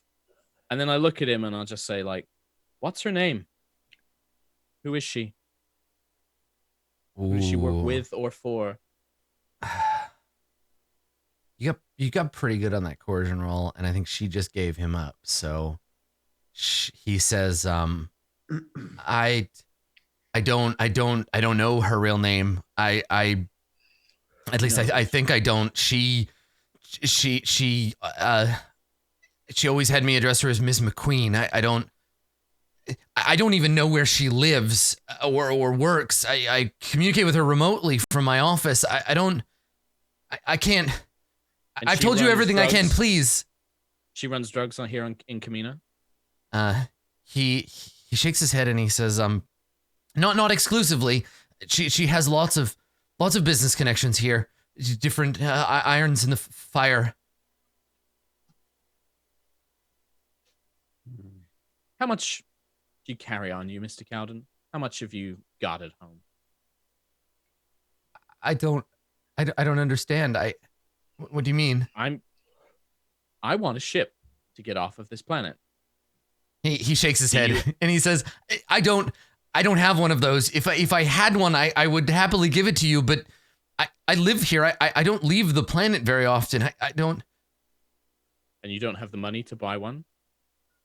He shakes his head and he says, oh God, this is so he's like, my wife and I, we just bought a new house. Oh. And as he says that, you're looking at his contacts and you see like one of the contacts is like Mrs. Cowden, and it has like his address and useful information. Well, you've learned a very valuable lesson, haven't you, Mr. Cowden? They always taught us to make sure you have plenty of liquid assets. And I'm going to knock him unconscious. And I don't know if you want me to roll or if I can just psychically knock him out. Yeah, there's nothing interesting or dramatic about you having to try to knock him out over and over again while he won't. So you're just like, I hit him with the gun and he just kind of goes like, ow, fuck. And you're like, oh, I hit him again and again and again and again. And then I can also just like psychic, knock him out. Yes. But I don't think, yeah, I don't think that's worthwhile. Like if you want to do it psychically, like if you want to knock him out, you can spend the 2 strain and he just passes out. Like he's at your mercy in that way. She'll do that. Yeah. She's not so far gone that I was actually going to kill him. Yeah. That's a level to come yet, I feel. All you have to do is just take his existing very dangerous like his nervous system is already overloading. All you have to do is push a little bit and then his brain just turns off. Like he just panics himself unconscious. Yeah. So he passes out. I'm not promising that somebody else won't kill him. So Peanut says to you, Peanut's like, hey.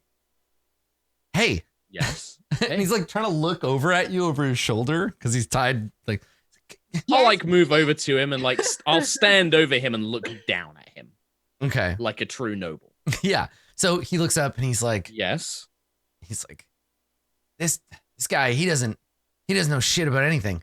I'm connected, especially now that Snake's dead. I'm in charge. So if you let me go, you've already obviously got like a bunch of really cool, dangerous people around you. But I know Cabina. I know this place. I lived here since I was a kid, and I know the ways of the streets. I know all the corners. You just, if you let me go, I will sell your product wherever you want. We're gonna make so much money. You don't even know. Are you interviewing for a job, Mr. Penis? He's like, well, it's Peanut, but like, I just mean, you've obviously got like business smarts, but I got street smarts. I know the alleys. I know who to cross and who not to cross. I'll tell you, Shark never appreciated me, but I see you're a woman of good taste, and you could use somebody like me in your organization. Can you get us a ship? Yeah, I can get you whatever you want. I can get you a goat. I can get you a sheep, whatever you need. She said ship, but. Oh, yeah, no, that too. Also, whatever you want, like a boat, a ski-doo. I could get you a submarine if that's what you want, whatever. Is Haley in the room? Yeah, I mean, you can be if you want. Yeah. Can we get a ski-doo? Yeah, and he nods and he's like, yeah, if the kid wants a ski-doo, we can make that happen. He's like, well, maybe. on Autumn's hand. Autumn. I'll look down at him. Did you and your friend Shark ever do anything with my pharmacist? Or did you come straight to me? Yeah, I mean, we went there and Shark talked to him, and I just stayed outside because that's my job. I'm the lookout. I have very sharp eyes. So I just kept an eye out, and Shark, he's the talker. And he investigated the situation, and that's how we found this place. Yeah. Did he take any of my money? Ma'am, I don't actually know. I was not in the room at the time. I was outside, but I will tell you this. It's not taking responsibility. I want to see some more initiative from my employees, Mr. Peanut. He nods. Oh, rip Mr. Peanut. Can I get some F's in chat for Mr. Peanut? So he looks up at you like, I'll do whatever you need. I'm a good lookout. A watch out. I can drive. I got my license. I think it's expired, but still I know how to. I could drive a car. I drive a truck. Adam, there was a couple of cars outside, right? Yeah. There was the one that Diocles got slammed into, and this guy. Yeah. How much could you get for the cars outside, Peanut?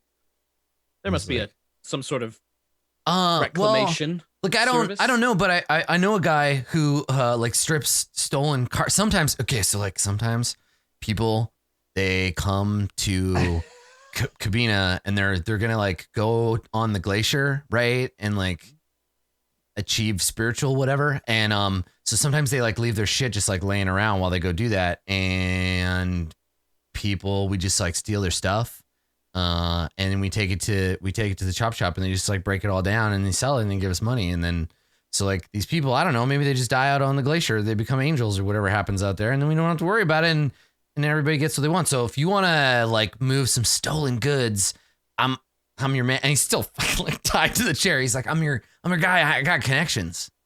You'll see.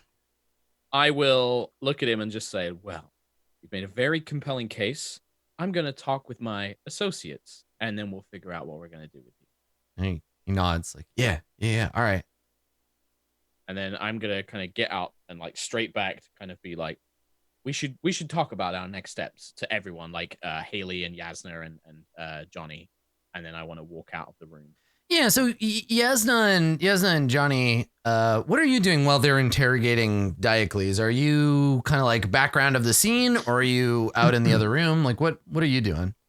Background of the scene, definitely okay. paying attention to it. Yeah. And then Johnny, what about you? Are you also in the room? Yes, he's probably just examining his, opening his wounds, I guess.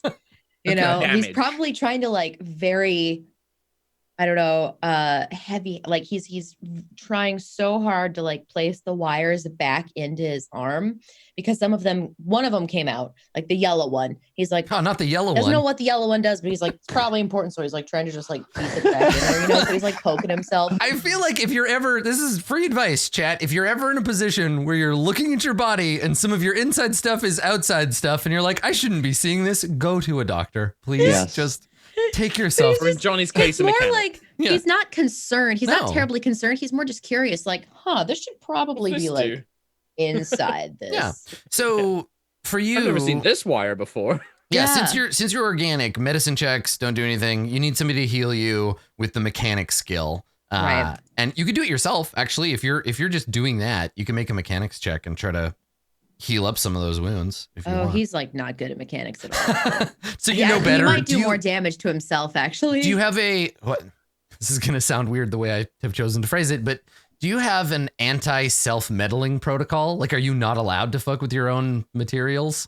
You know what? Now that you bring it up, I imagine he probably wouldn't be able to mess with himself. Yeah. Because, whoever made him was probably like, no, we don't want this guy trying to make himself any better.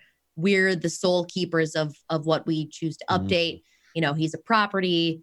The true crime committed against synthetic life by humans was preventing them from meddling with themselves. Everyone has the right to meddle with themselves. Right. He's not the administrator of his own. Yeah. Well, and that's totally, it's so that, again, you were built with this idea in the back of their brain that like, we got to make sure that Johnny is allowed to be violent in ways that we need him to be violent, but not such that he can like replace his arms with cannons or whatever, right? Like if you go destroy all humans, we want to limit your ability to modify yourself. We could put cannons. Yeah. Yeah. So he can't fix himself. Really. Okay. He's so you're just observing it.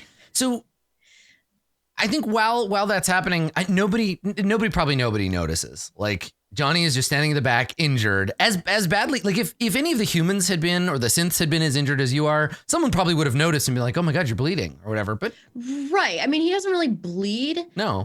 He's just kind of poking at it like you would like a dead bumblebee. You'd be like, "Oh my goodness." That looks. Hey, look, I can see right through it. Yeah. Yeah. Okay. Exactly. Yeah. Okay. Yeah.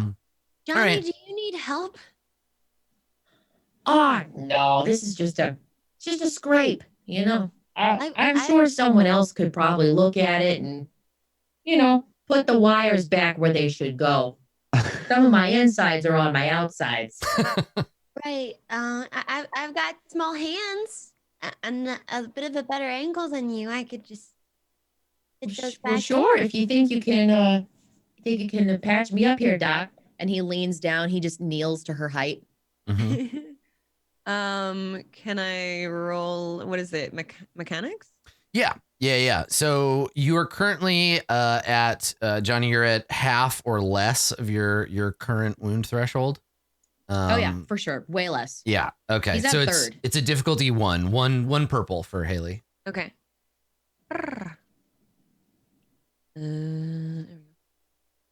Nothing you can do, Haley. No shapes. No shapes at all. An absence. At least you didn't make it worse. So yeah, Johnny is damaged such that it's gonna take more than your personal skill set to fix it. Sorry, I tried. Can we get like the equivalent of painkillers, but for Johnny's like repair kits or something? Like, there's no painkillers can be like stims kind of thing for us, but I don't know if there's a similar thing for.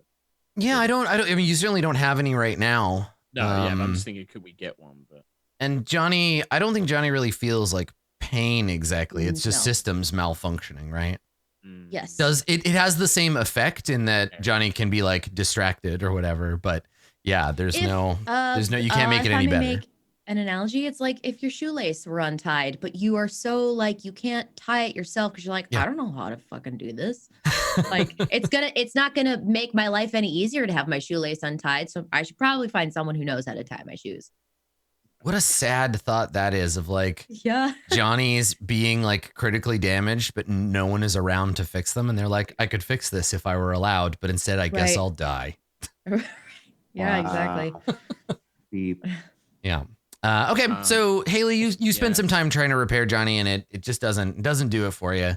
Where do you go to have your other, because it sounded like you wanted to go have another conversation outside of your shot of these guys. Is that the plan? Or do you just want to talk right in front of Peanut? Who are you talking to? Like everybody. Oh, okay. Yeah. Because Autumn had said like, we're going to go out and talk, but I didn't know who take him out back. Well, Autumn heads outside and when everyone's out, like, hopefully the door is shut behind them or whatever. And I think Autumn walks to the corner of the shop that is as far from the office as possible. Yeah. And she literally is like facing into the corner and just slumps to her knees and just like heavy sobbing. Just Okay. And you hear like through the sobs, just like, I want to fix it so bad, and just like rubbing her eyes and like just in a complete just anxiety attack, almost just I want to fix it so much I can't. Just I've ruined everything, and she's just like storms really across the room and just kind of up. collapses in the corner. I think Yasna goes over and immediately like like goes into comfort. Goes to console her. Interesting. Yeah. Okay. Yeah. I'm just like, I've ruined everything. Yes, it's all my fault because I need my medication because I'm human. I just can't. I couldn't even negotiate, and then Johnny's got damaged because of me, and Haley had to kill those people. Calm down. It will be right. just fine. Yeah, no, this happened. This guy tried to stab me. Sorry, Johnny. I'm sorry. I'm so sorry. It's fine. It will be okay. We are alive. We will be well. I don't know how to fix this. I thought that he could negotiate and get us a ship and we could get off here before anyone else comes, but she tossed him away like they do, and now I've got to kill him, and I don't know. And then I think she just leans into Yasna, like literally like places her head on like Yasna's shoulder and just clutches at her. Oh. Just be like, shh. Just kind of get her to just settle down. Settles at the back. It's kind of rocking him and just calms down. Haley like crawls in Autumn's lap like a kid. Just like you feel like a hand on Haley's kind of like head, like holding her close as well. I just love this scene of like Yasna behind Autumn, kind of like holding her, and Autumn like crying, and then Haley just kind of emerges into the shot. Like, I also want attention. Like, climbs in. Are we having huggies? Let me in. Johnny sees Autumn crying and is desperately like wishing he had balloons, because whenever there were like kids around and they were crying, he would like do balloon tricks. So he's really thinking to himself, if I had a balloon, she'd be so happy right now. What? Okay, this is just asking this question is going to immediately send all of you into a panic spiral, but I have to ask, who tied Peanut up? Who was responsible for doing that? Who did that job? Yasna did it, I think. Yasna, did you do it? You mean like when they were all tied up? Yeah. Right now. Who tied Peanut to the other goon and to Diocles? I would think Yasna. Sure. I mean, or Hadil had the duct tape. With the duct tape, right? Hadil, yeah. Oh yeah. Hadil was taping folks up. Hadil was taping folks up. Just run around taping folks up. Okay, give me a second. Peanut, if you fuck me, Peanut, then you're not getting a job. I'm gonna surgically attach your penis to your head if you try and fuck me on this.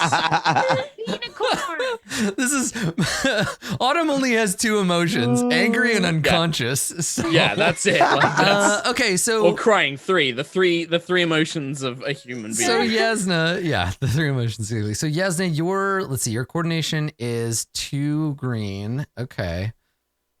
So we'll say you had help. So we'll give you 1 and 1, and then it's the other way around. Peanut's gonna try to wriggle free. Let's see if he can do it. Go, Peanut. You can do it, buddy. No. Oh, he got free. Okay, so here's the thing. Yeah, she's just gone. I don't blame her. I'm so close to just leaving. I'm so close to hanging up on this Zoom chat and so that being the end of it. We got to Peanut, and he's just like, he gets a hand free, he gets another hand free. He's just like, I gotta get out of here, and he's just trying to like get his feet loose. And I think he would go for the back door to try to escape. And I'm going to roll to see if he can do this quietly enough that no one can hear him. They're open, or is he doing? I mean, I'm like, you know what? Good for him. Good for him. What a fighter. What a resourceful little lad. He's going to run this town one day. Sorry, King Peanut. He's like, Okay. he's like sing whispering. I'm a survivor.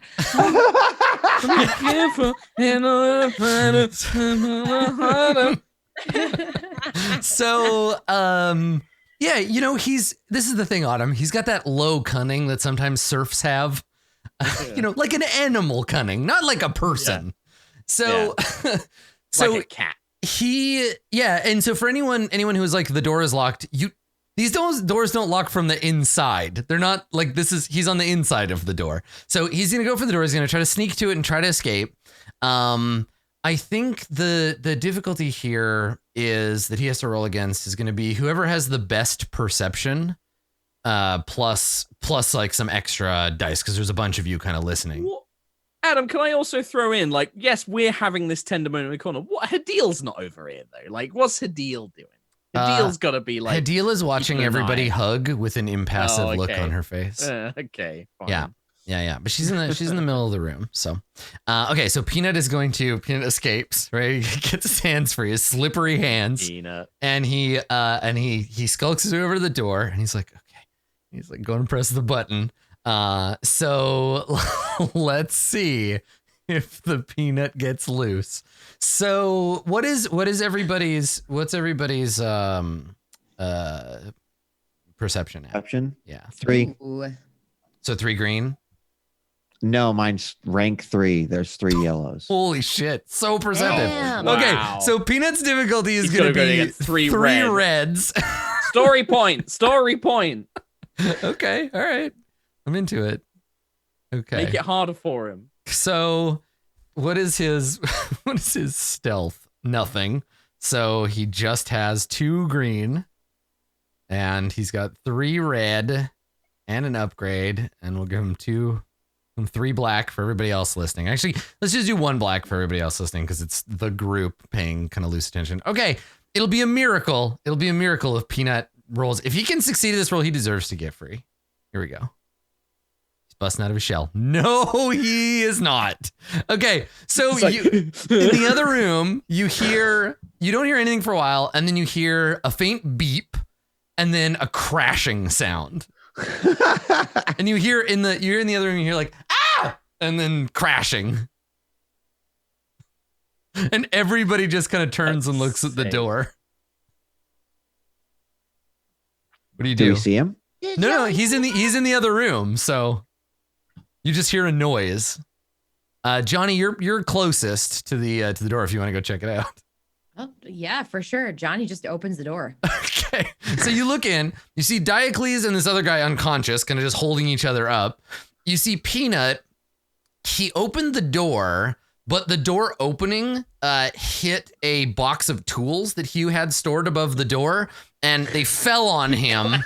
And he's lying on the floor, holding his head, rolling back and forth like, ow, God, ow. Hey, buddy, you okay? The wrench fell on my face. Oh geez. God. Hey, guys, he has a wrench fell on him. We gotta help him. There's blood all over the place. Like he got hit in the head, and it's all over his face and his hands. He's like, I'm gonna have to fucking heal him. Oh. Johnny, grab him. Oh, Johnny, okay. grab him. Hey, buddy, you're coming with me, all right? We're gonna help you out. Okay, do you want to drag him back into the other room? Okay, so you pick him up, you drag him in, and he's just like, I'm dying, fuck. And so when you see Johnny drag him into the room, he has like a cut on his forehead and just blood all over his face and his hands, and he's just like, ow, what the fuck? You're fine. The head bleeds a lot for small cuts. It's really, you're fine. I don't want to die. You're fine, you little punk ass bitch. I said when we would talk about what we were gonna do with you, that didn't mean that we were gonna kill you for God, by the Messiah. I'll pull out like my little med kit and I'll start like literally wiping the blood and doing stitches. Like, that's okay. Sealant spray and stuff. Autumn Do you want me to do medicine? Yes, please. Can Autumn pull out that new knife? Yeah. Thankfully, there is nothing to be amputated. So yeah, make a medicine check. Unfortunately, Peanut is above half of his wound threshold because he only has 4 wounds. So here's the thing: the alternate version of that roll, if I had made a despair, Peanut would just have died. Like something sharp would have fallen on his head and killed him. Yeah, you would have just walked in and he would have like an ice pick sticking out of his head. What about his wife? That's the other guy. The other guy's got a wife. If you think Peanut has a wife, Okay. Boy, the most to be pitied person in the whole universe. Peanut's There you wife is an iceberg goat. Mrs. Peanut. Yeah. So Peanut actually heals 4 because of my talents. Okay, so. perfect. He's back to full health. You wipe away the blood. You give him a little Band-Aid. Stitch. Yeah, and he's just like probably give him like a little mild stimulant, like a kind of like an energy booster. Yeah. And he looks at you after you're. I fold my arms at him and I look down at him. He looks up at you after you're done and he's like, "Wow, you're way better at this than the vet that had to sew me up last time." How? Yes. Yeah, I was just gonna go outside and scout around in case there are more bad guys coming to get us. Just stop. I was being proactive. You were not. You were trying to run away, Peanut.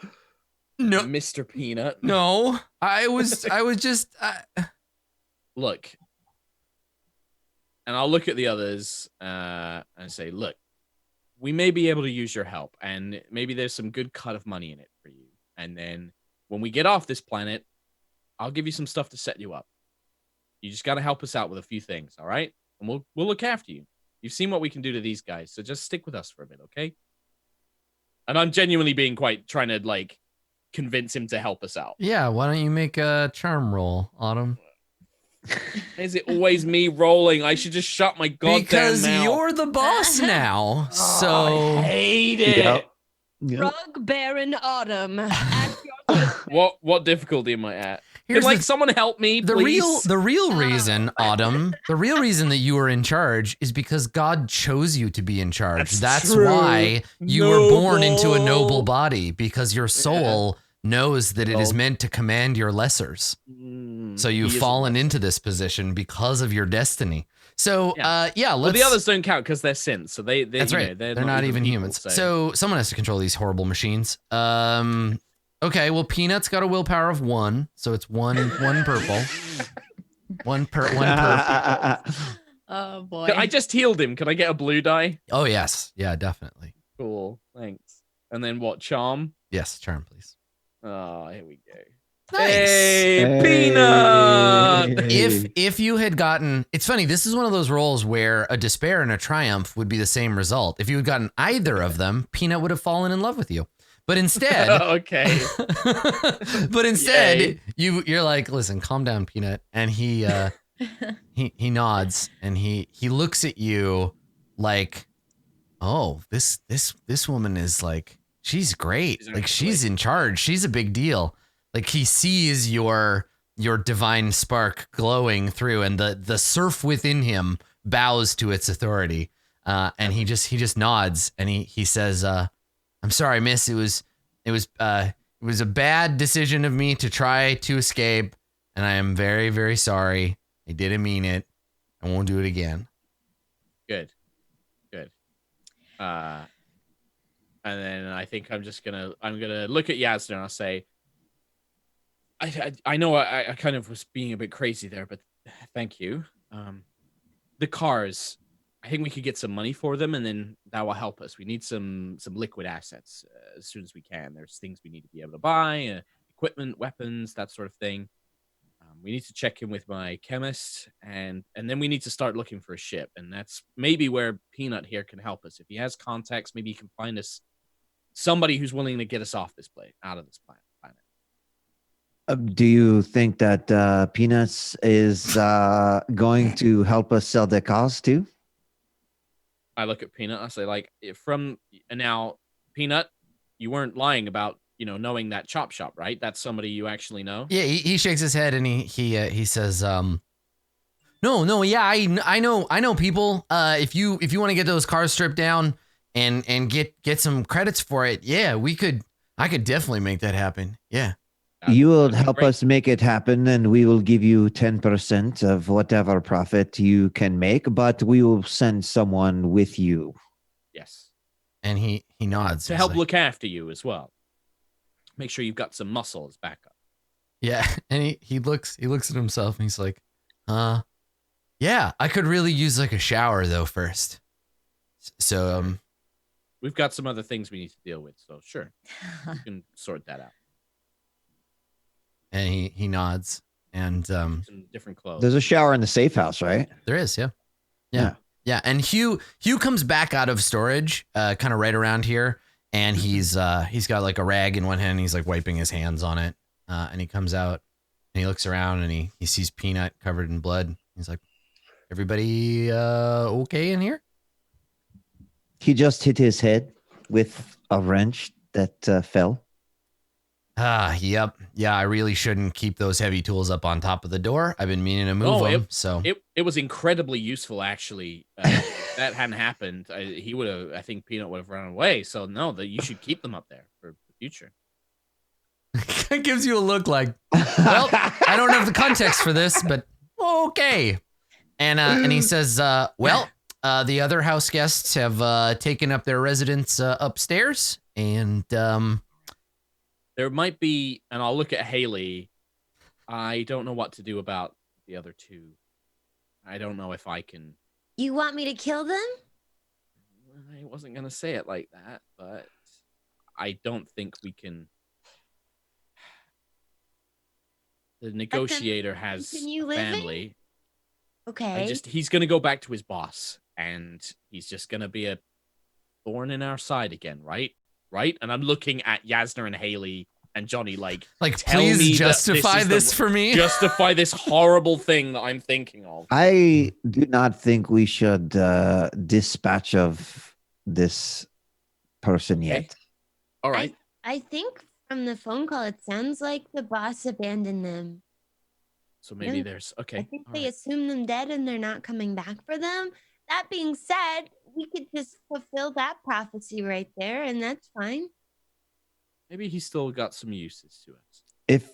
If this man was a negotiator for this woman, then certainly he must have some connections and skills that hold up his phone. Penis would not have. So I don't think we should kill him yet. Hey, Yasna. What do you think? Hey, Yasna, what's the name of that cartoon with Charlie Brown in it? What's that called?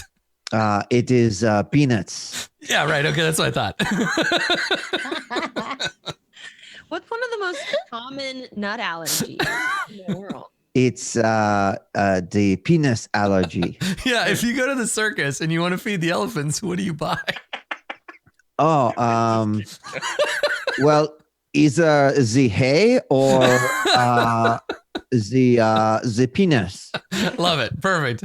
Oh boy.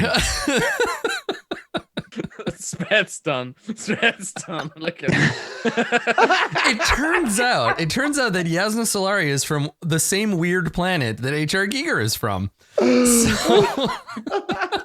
So yeah, all right. Yeah, there is that moment, Autumn, where you're like looking to everybody else for help of what to do. And it does seem that Yasna Yasna, he might be of some value to you. What do you think, Johnny? I mean, sure. Eventually, we all go to the great incinerator to feed the plants. So okay, maybe he could be useful there too if we really don't like him. All right. Great. So keep him around for now, but do you want me to take a look at you, Johnny? I know Haley tried, but I could take a look at you as well. Yeah, that'd be great. Sure. Let me. I need a little bit of I'd be good just to work on Johnny for a bit, maybe a bit of quiet. I know that there's a lot to do, but my head's killing me from all the stuff I was doing. And then I want to just take Johnny and quietly try and fix him. Okay. Yeah. I mean, I think we can kind of montage some of this stuff. So Autumn and Johnny, you're going to have a scene. Hugh, I think Autumn, Hugh says to you, he's like, oh, if you want to take a look at your friend, we should go downstairs. It's not comfortable up here.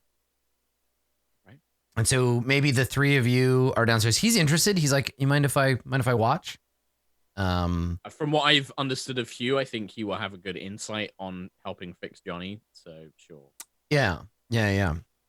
So you're in one of the rooms maybe you're just in the main room in the safe house downstairs, and it's Hugh and Autumn and Johnny, and obviously the central role in the scene is going to be the actual like mechanics role. But I imagine Autumn, you're treating Johnny like a human patient, right? So what does that look like? And what do you do?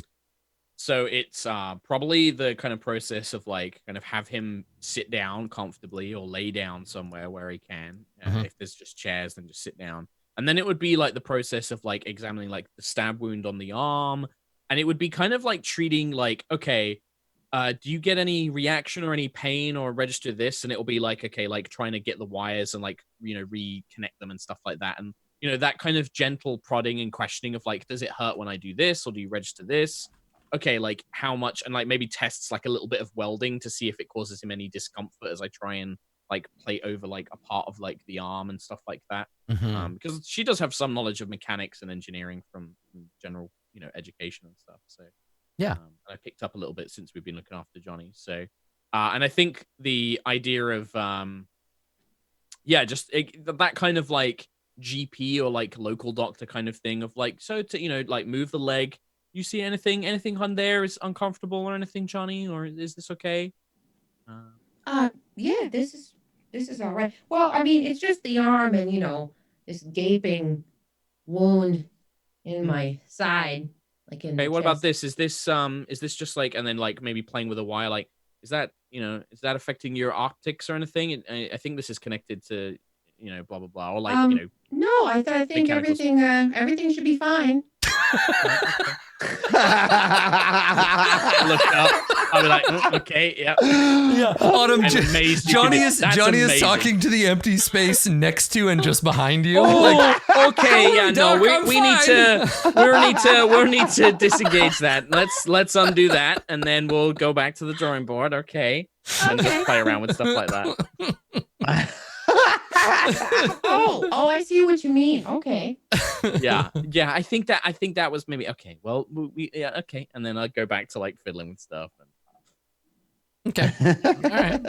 Yeah. So, and then probably also like asking Hugh, like, so do you much of an engineer, Hugh, and stuff like that, as I'm like working on Johnny as well. Yeah. So he watches. He's got his arms folded. And he's trying to stay out of the way. Doesn't say anything. There occasionally he'll be like, or like whatever, watching you work.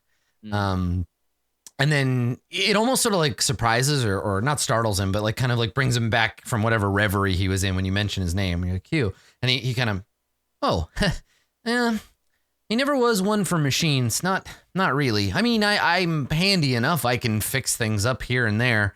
The elevators on the blink, or, the usual. You get used to the machines around you, but nothing so complicated as this. And he looks and he says, interesting though, don't you think?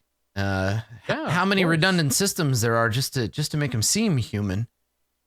Seems sort of, I don't know, pointless to me. A lot of empty space in there, Johnny. And it's true. Like you don't need an entire rib. You don't have lungs. So your rib cage is basically empty space, right? Mm-hmm. Like you have a little fusion generator in there and, whatever, but you definitely have more, you're like a Nintendo cartridge. There's only so much of you on the inside that actually needs to function. True facts. Some Johnnies in the earlier versions were actually used to smuggle some, really like, I guess alcohol that was not necessarily just alcohol. It was like, ooh, this is some really bad stuff that you could like, it was flammable. But, in order to have that, they were like, well, we could just put Johnny in here and, that's how we'll get our alcohol. You was Wink. smuggling that high church wine that they don't sell in certain, Yeah. places. No, I like that. Yeah, the idea of people using their Johnny units to smuggle stuff until people figured it out. But that was probably a long time ago. And so like if you saw a security guy now, they'd probably be like, I feel like there was a memo about this kind of robot a long time ago, but yeah, that's great.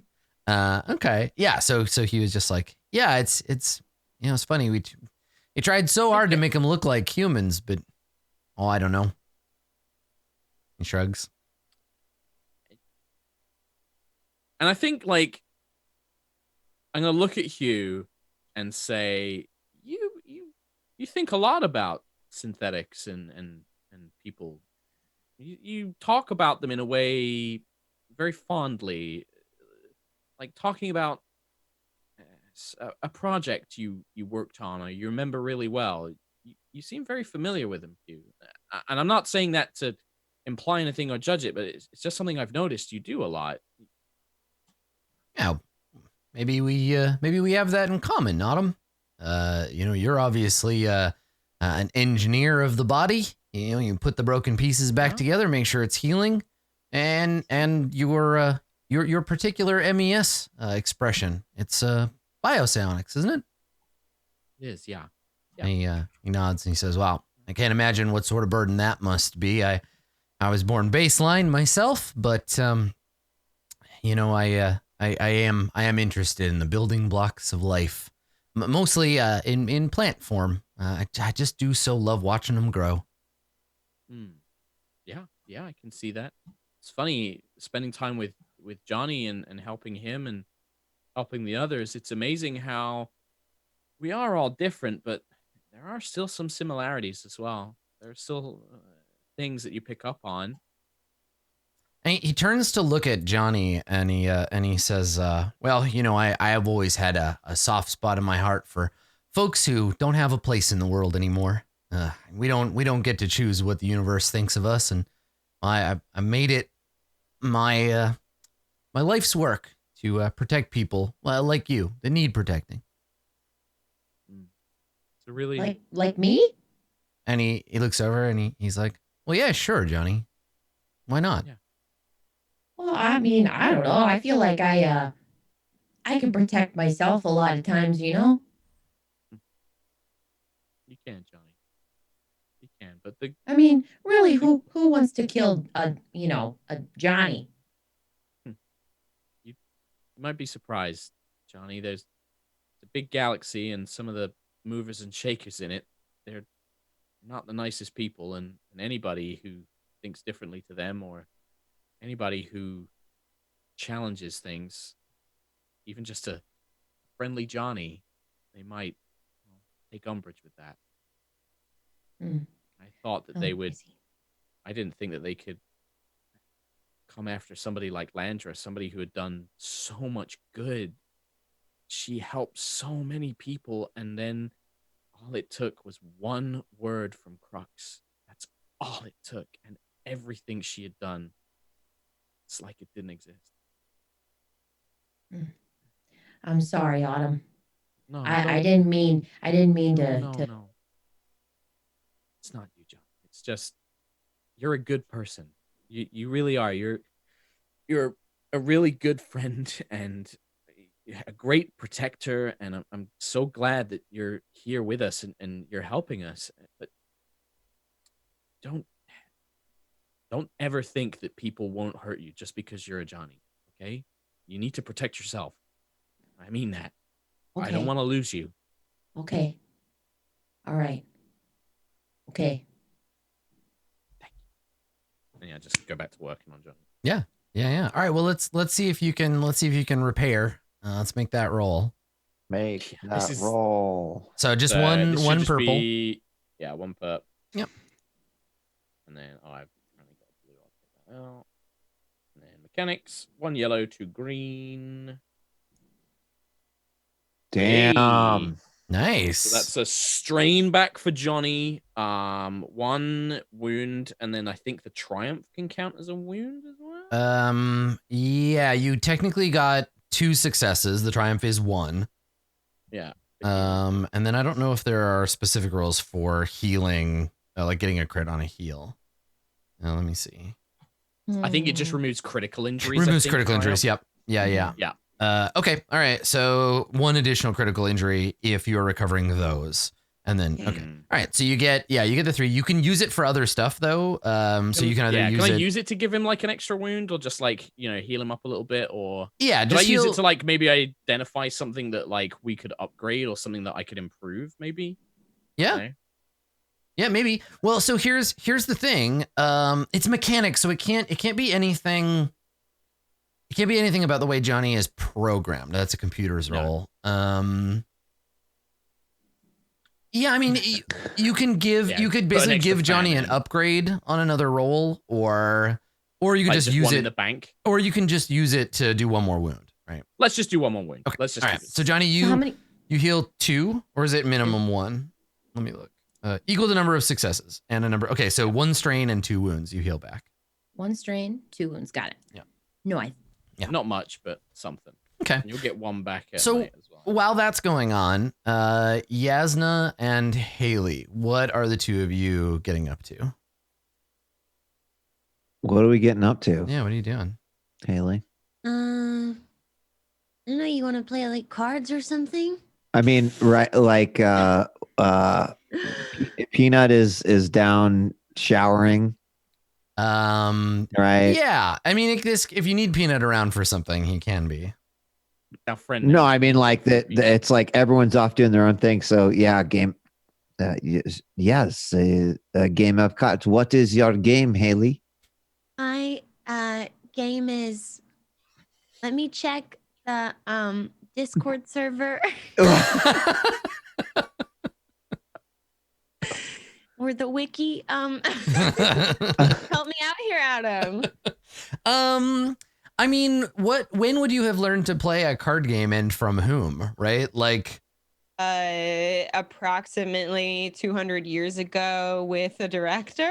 Well, and that's the thing is like, did you, because if you wouldn't learn a card game for a movie, you would learn the specific things you needed to do. No, I'm saying like in between scenes, like a camera operator would be like, oh, like somebody took pity on you, and instead of being like, go stand over there and don't say anything and just shut up. Yeah. Okay. What would be a card game they would teach? It would probably be something really obnoxiously simple, like War or something. Yeah, yeah, I think so. I know that game. Yeah, War. Cool. I'm really good at it. I'm sorry to tell you that War is almost completely random. There's very little skill actually, but I'm good at it. My friend then let's play. Said so. So we play War. Yeah. Let's play. What do we roll? Skullduggery? It depends on if you're cheating or not. Oh yeah. Cheating. Oh yeah, God, of course she is.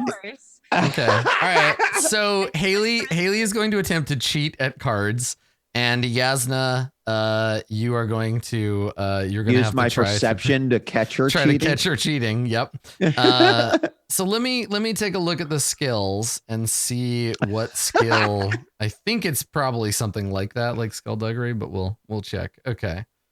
So let's take a look. This coordination is like slipping cards into the deck or whatever, but let's see. Pick someone's pocket, lift their wallet. Yeah, cheating at cards is definitely skullduggery. Yep. Okay, I have 1 rank in that. Skullduggery versus vigilance, I think, in this case, because you're not looking for something scary. You're just like vigilant for low level stuff. So what's your vigilance, Yasna? 1. You know what? It's a rank 1. I'm gonna use my remaining experience to give myself 1 boost in skullduggery. Like I really want to win at this cheating. I really want to be a good cheater.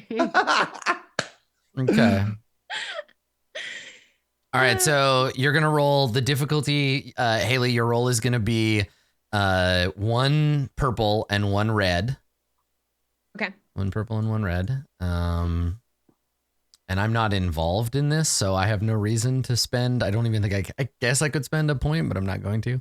And I don't roll. She just gets a roll, and you're dice. she's the active participant, and you're the so she's just gonna roll. Is 0 except for that. Except for the difficulty. Yeah, I don't think there's any additional stuff. All right, here we go. Haley, use your tiny hands to win the day. You do. It causes you to strain, but you get away with cheating. And I don't know, maybe there's some like suspicion, but you never actually managed to catch her at it. I told you I'm good at this game. I swear to God that the King of Spades just came up a few cards ago, but there's more than one. 2 in 9 here? of diamonds. So there's 4.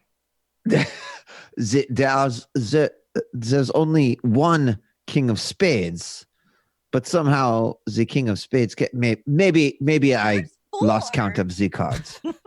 There are not 4 Kings of Spades. There are 4 kings. There's 4. Yeah, your average deck has 16 kings in it. And Okay, Boomer. Yeah, Haley's average deck has 16 kings in it. Wow, I guess it's been a while since you played this game.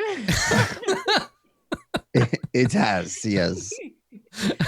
It sounds like Haley and Yasna are about 3 seconds away from playing 52 pickup. So, so the two of you you're having this conversation. You're like, "There's 4 kings in the deck," and you hear a hiss as a door opens, and the room you're in becomes slightly more humid as Peanut steps out of the refresher, and he has a towel around his waist and another smaller towel, and he's like drying his hair, and he is covered in just god awful stick and poke tattoos, just covered in them. Like there's, I knew that. Oh yeah, I mean I figured, right? Like he's very scrawny. He has lots of various like scars, but yeah, just covered in really bad. Like it looks like a 5-year-old drew them, so it's like he's got like a sexy lady on one side, and she has like one boob up here, and the other one's like on the side of her, and all his tattoos are awful. And he does on his back, he does have a peanut with arms and legs holding 2 guns and an eye patch. And it says peanut on it, but it's misspelled. It's PEENUT. And that's across his shoulders. But he comes in and he's like toweling off his hair, and he sees you playing. He's like, "Oh shit, yeah, war. I love this game." And he comes over. And he's in a towel. Yeah, in his towel, and he's standing there and he's looking, and he looks at you, Yaz, and he's like, "You got worked." And then to Haley, I did. "You good at this game?" Really good at this game. Nice. This is a good one. I like it. So like, hey, what is your deal exactly? Like, cause I saw you kill those 2 guys, and you're like what, like 3? You're like a baby. So I was thinking about it when I was in the shower. Like, how did that baby kill those 2 guys? You were thinking about And he nods. He's like, "Yeah, shower time's when Mr. Peanut thinks about stuff. I gotta do all my thinking at once." That's what the boss said. Shark was like, "You think too much, Peanut. You just got to get all your thinking out at the beginning of the day, and then just do what I say the rest of the day." Oh man, Shark's dead. Hey, oh bummer. You wouldn't have seen me. I was in the bin. Hey, but he saw you get out of the bin afterwards, and you shot the leg out of his chair. Okay. Yeah. I don't know. Goo goo gaga. And when you do that, he nods like, "Yeah, like a baby," and looks like at you. baby. He looks at you, Yasna, and he's like, "So he's like, she your baby? Whose baby is this?" Baby. 2 mommies and 1 daddy. And he nods. He's like, "Oh, cool. Yeah, I had 3 dads and a mom for a while." Oh. He just blinks at you. I'm like, "Oh, Peanut. Oh, sweet." Yasa is Peanut. just like, "Oh God, maybe you should play a game of war together." Yeah, and he nods and he's like, "Yeah, but pants first. Gotta." And But you are not wearing pants. and he looks down. He's like, "No, this is a towel, dude." Oh, it says better than being naked. Okay. Yes, And pants. He leans in kind of conspiratorially and he says, I was thinking while I was in the shower, do you guys have any of that good stuff that you guys were selling to everybody else? Hey, you're not supposed to get high on your own supply, man. And he turns and looks at you and he's like, what? No, that's rule number 1. First, get high on your own supply. That's how you, so you know it's good. Not in this drug ring, buddy. So am I just like not allowed to like just do drugs at all anymore, or? You can do as many drugs as you want once we are gone. He was like all excited about you could do as many drugs as you want. He's like, yeah. And then you're like, when we're gone, he's like, no, man. We must sell the cars. We must get off the planet. And then you will be rewarded greatly with it. It will be like if when it is raining, but instead of raindrops, it is transdermos falling out of the sky. That sounds dangerous. Yeah, just a rain of needles. Oh God. So he like, yeah, he looks up and he's like, yeah, I am also going to need pants for that. So if you two will excuse me. And he leaves the room to go put his pants on. And at that point, I think Autumn, Johnny, and Hugh come in from Autumn fixing Johnny up. Johnny looks like he's in better shape. The best I could. Yeah. So you're all in that central room in the sort of downstairs, the bunker. There are beds sitting all around. And for folks who are curious, yes, Christine is still alive. No, she has not died of dehydration. There is a bed, one of the beds. Christine is lying in it. And the best way I can describe looking at Christine laying in the bed is Sleeping Beauty. Like she's been like her hair has been brushed and like she's wearing like pajamas and she's got the covers pulled up and there's an IV that runs under the blanket into her arm. She's got little like electrodes on her temples, and there's a little machine that is giving off regular like little beeps and showing her brain activity, making sure she's still good. We leave Christine with Hugh. She'll want to be all like clingy to Hugh and look after him, and he's a lonely weirdo with a death garden. It's the match made in heaven. Like we just leave Christine with Hugh. But I do really like Chat's idea of pairing up Peanut and Christine because if you want a Bonnie and Clyde situation, that's how you get a Bonnie and Clyde situation. I've seen Natural Born Killers. It is not a good. Remember the beginning of Pulp Fiction? It's that. It's those two. Like it just would not be good. Yeah, every last one of you motherfuckers. Yeah, they are a dangerous combination. But unfortunately, for Peanut, his future lady love is unconscious right now in a medically induced psychic coma. So, yeah. I don't know if we should leave Christine here because Hugh brushes her hair a lot. I think we should leave Christine here because maybe she could be of use to Hugh. Nice to have somebody to help him with the gardening and looking after people and running the store. And eventually, she'd love that. She'd love that. Eventually, you know, everyone goes to the place after we're here. Maybe she could be recycled.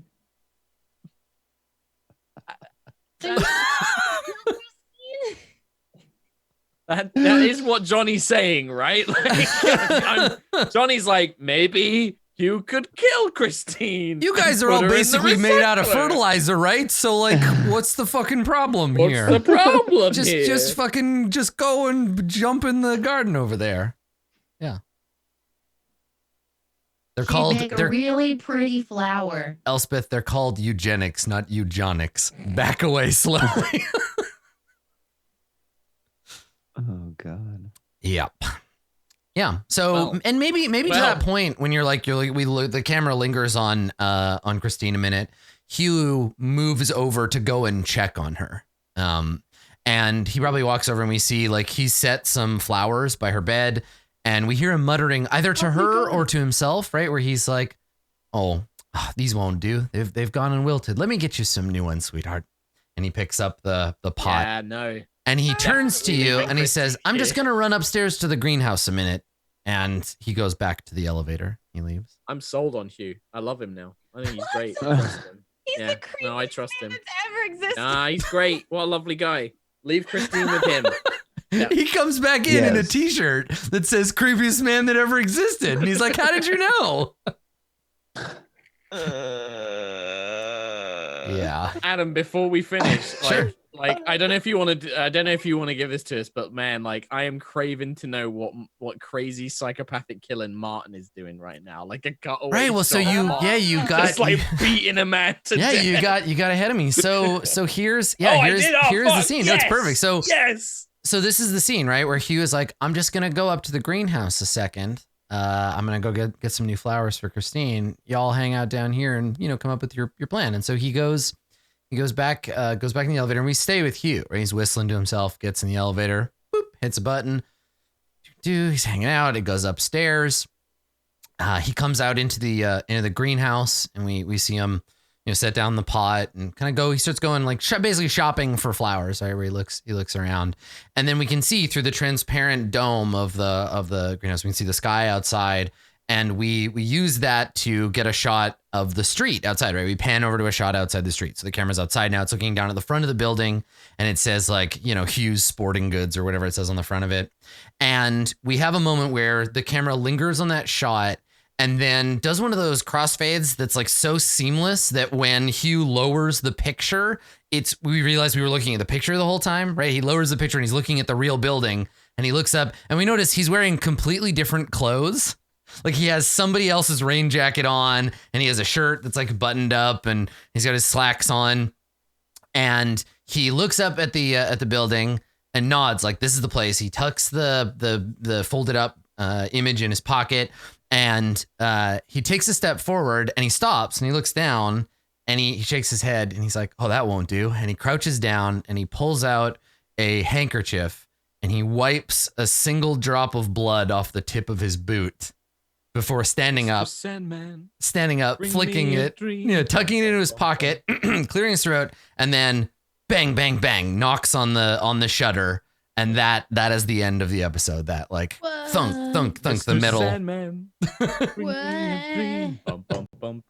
Yeah. God. So there you go. There you go. Before I forget, let's do experience, and then we'll make use of all of these lovely shout out screens that I definitely made.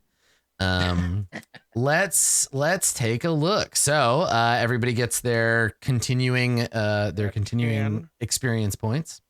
I really like the spend before the roll thing. I think that's really cool. I've been enjoying it every time it comes up, right? Where it's like, you're not planning the character so much in advance as being like, wait a second, I need this skill right now. And then later giving you more. Yeah, it's pretty cool. I like seeing that happen. Okay. So did anybody have a motivation that came up during today's episode that complicated your character's life or created a useful, interesting dramatic moment? What do you think? Anybody have one? I'm gonna say probably no. Johnny was just beating the shit out of some guy. Yeah. I mean, if you have a motivation that ties into why you beat the shit out of somebody or how you felt about beating the shit out of them afterwards, that might be valid, I think he was just following his programming. I don't think he had any particular motivation. He was just like, nope, got to get this guy. Okay. There wasn't any like, I'm doing this because I want to improve for the betterment of my character. It was just like, he's just, running script. Sure. Yeah. Okay. All right. I love the idea that Johnny is allowed to perform certain acts of violence, but not all of them. So it'll be fun when Johnny has to do something that's outside of his programming and everybody else needs it, right? Like actually kill. It's like, Johnny, you have to kill this guy. And Johnny's like, I fucking can't. I can't. Yeah. Yeah. I wonder what happens to Johnny if one of the people that you like boost, like you bounce, like gets hurt bad enough that they die. Like, I guess if you never find out about it, it's no big deal. But like, I guess it's like if someone dies in like a swimming pool, Like it's the property of that establishment, right? So Right, they like would probably sue the legally, bar. then the person that owns you would be Right. They would sue the bar for like having their machine malfunction. right. You got to turn the violence knob down.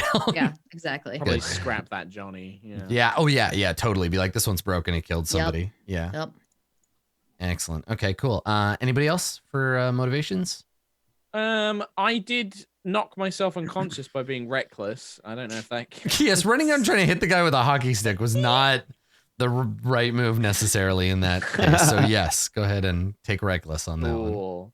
Yeah, and then like I think like I'm not gonna take any more, but I feel like the little bit of breakdown with the fear of isolation and the desire. For Yeah, yeah, totally. Yeah. I don't want anymore. I'm just gonna take my 5. Okay. Cool. Cool. Haley or Yasna? I don't think so. But when you do get a chance, if you check your shit. on, Yes. Slack. Yeah, I will. Absolutely. Secret DM Slack. Yeah. Will you DM me something too, so I don't feel left out? The answer to your secret message, djWheat, is yes. Thank you. The answer is yes. Okay. Cool. All right. Well, that is our episode for today. Let me see if I can continue to produce this episode correctly. If I press this button and you get a big picture of Elspeth, I did it right. Here we go. Yeah, I did it. Me. Do that What's shout out, up? Elspeth. Hi, everybody. My name's Elspeth. You can find me at twitch.tv/Elspeth. I stream 6 days a week, unless I don't. You can still find me at twitch.tv/Elspeth. I'm also on Twitter at Elspeth Eastman. I am super, super stoked. Shout out to my Nintendo 64. I just got it working. So I'm so freaking stoked to start playing more retro games. Retro being Nintendo 64. So if you want to tune in, I'll probably be playing freaking Diddy Kong Racing at some point, following the week following, maybe Kirby Crystal Shards, because that's also another good one. Thanks so much, everyone, for tuning in. Obviously, y'all are amazing and you make roleplay fun every single time. Thanks to the cast as well. I'm honored to be a part of this every week. I love you guys. Well, thank you, Elspeth. I'm sorry I didn't have time to add your byte link to the shout out. Byte link. I know. I tried. It was very last minute. Yeah. Next week though, we'll make sure we'll try to get that in there, and we'll get you your byte promo. Speaking of famous biters, Wheat, would you like to go next? You can follow me on Byte. It's at djWheat. I'm really still kind of getting acclimated to the whole 6 seconds thing. So, bear with me, but I guarantee you, man, I'm really like, if they ever give away Academy Awards for 6 second fucking Byte videos, that's what I aspire to do. You guys are amazing and great, and I swear to God, I laugh more in this 3 hours than I do all week long. So thank you so much. I love you all. Yay. You know where to find me, and we'll see you next time. Excellent, thank you, Marcus. Next up should be stress case herself. Mark, take it away. Oh my goodness. Oh, thank you guys so much for watching. This was an amazing episode. I was feeling like really poorly and unwell, and I wasn't sure I'd be able to make it through the whole stream, but I'm so glad I did. Thank you so much to the other players for just indulging me wanting to like RP the heck out of this crazy nonsense that character that I've made. You can check me out. I stream pretty regularly on my own Twitch now, which is Sherlock_Humes. And then I also do my own D&D show called High Rollers D&D. It's very epic at the minute, so come and watch that every Sunday at 5 o'clock GMT over on High Rollers D&D or on the Yogscast Twitch if you prefer that as well. Big thank you to Adam. Thank you to the cast. I'm sorry if I overspoke anybody or if I took up too much time, but I'm so glad I get to play with you guys. Like Marcus said, I never laugh as much as I do in this stream, so thank you very much. I'm gonna give Mark a temporary honorary Canadianship for using his shout out time to apologize. Thank you for that. That's very good. That's nice. It makes me feel at home. Sorry that I had to take that from you, but I'm sorry. My name is Mark. I'm sorry for being here. I'm sorry for being a part of the show. All right. Yeah. Well, good. Let's last but not least, Vana.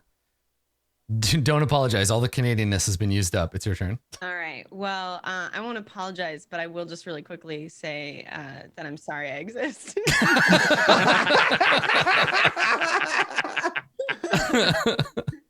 not mean to. Sorry for apologizing, but I just, God damn it.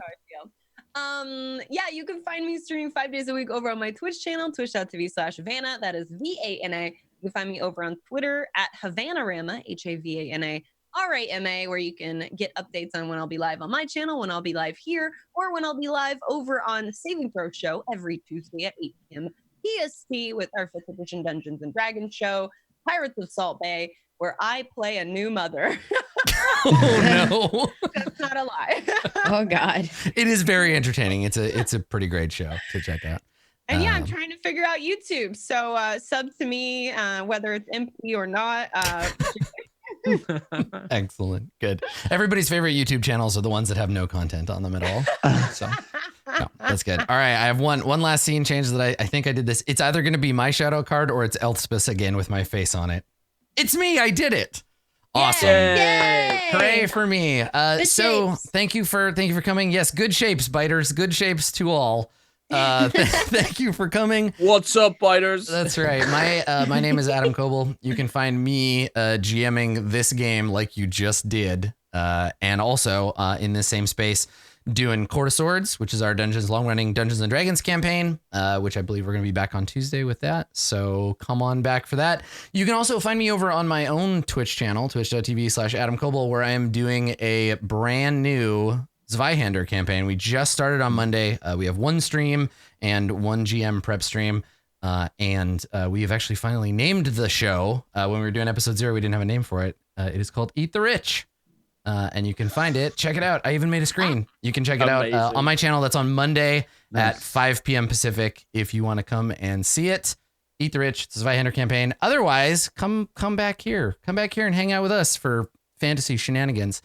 If you haven't already seen it, go check out the VODs or the YouTube, because Vana's one shot is available now for everybody to go and check out. So go and watch it because it was great. I think that's it. I think we're good. Thanks for coming, everybody. We will see you next time. That's it for us. Bye. Bye. Bye.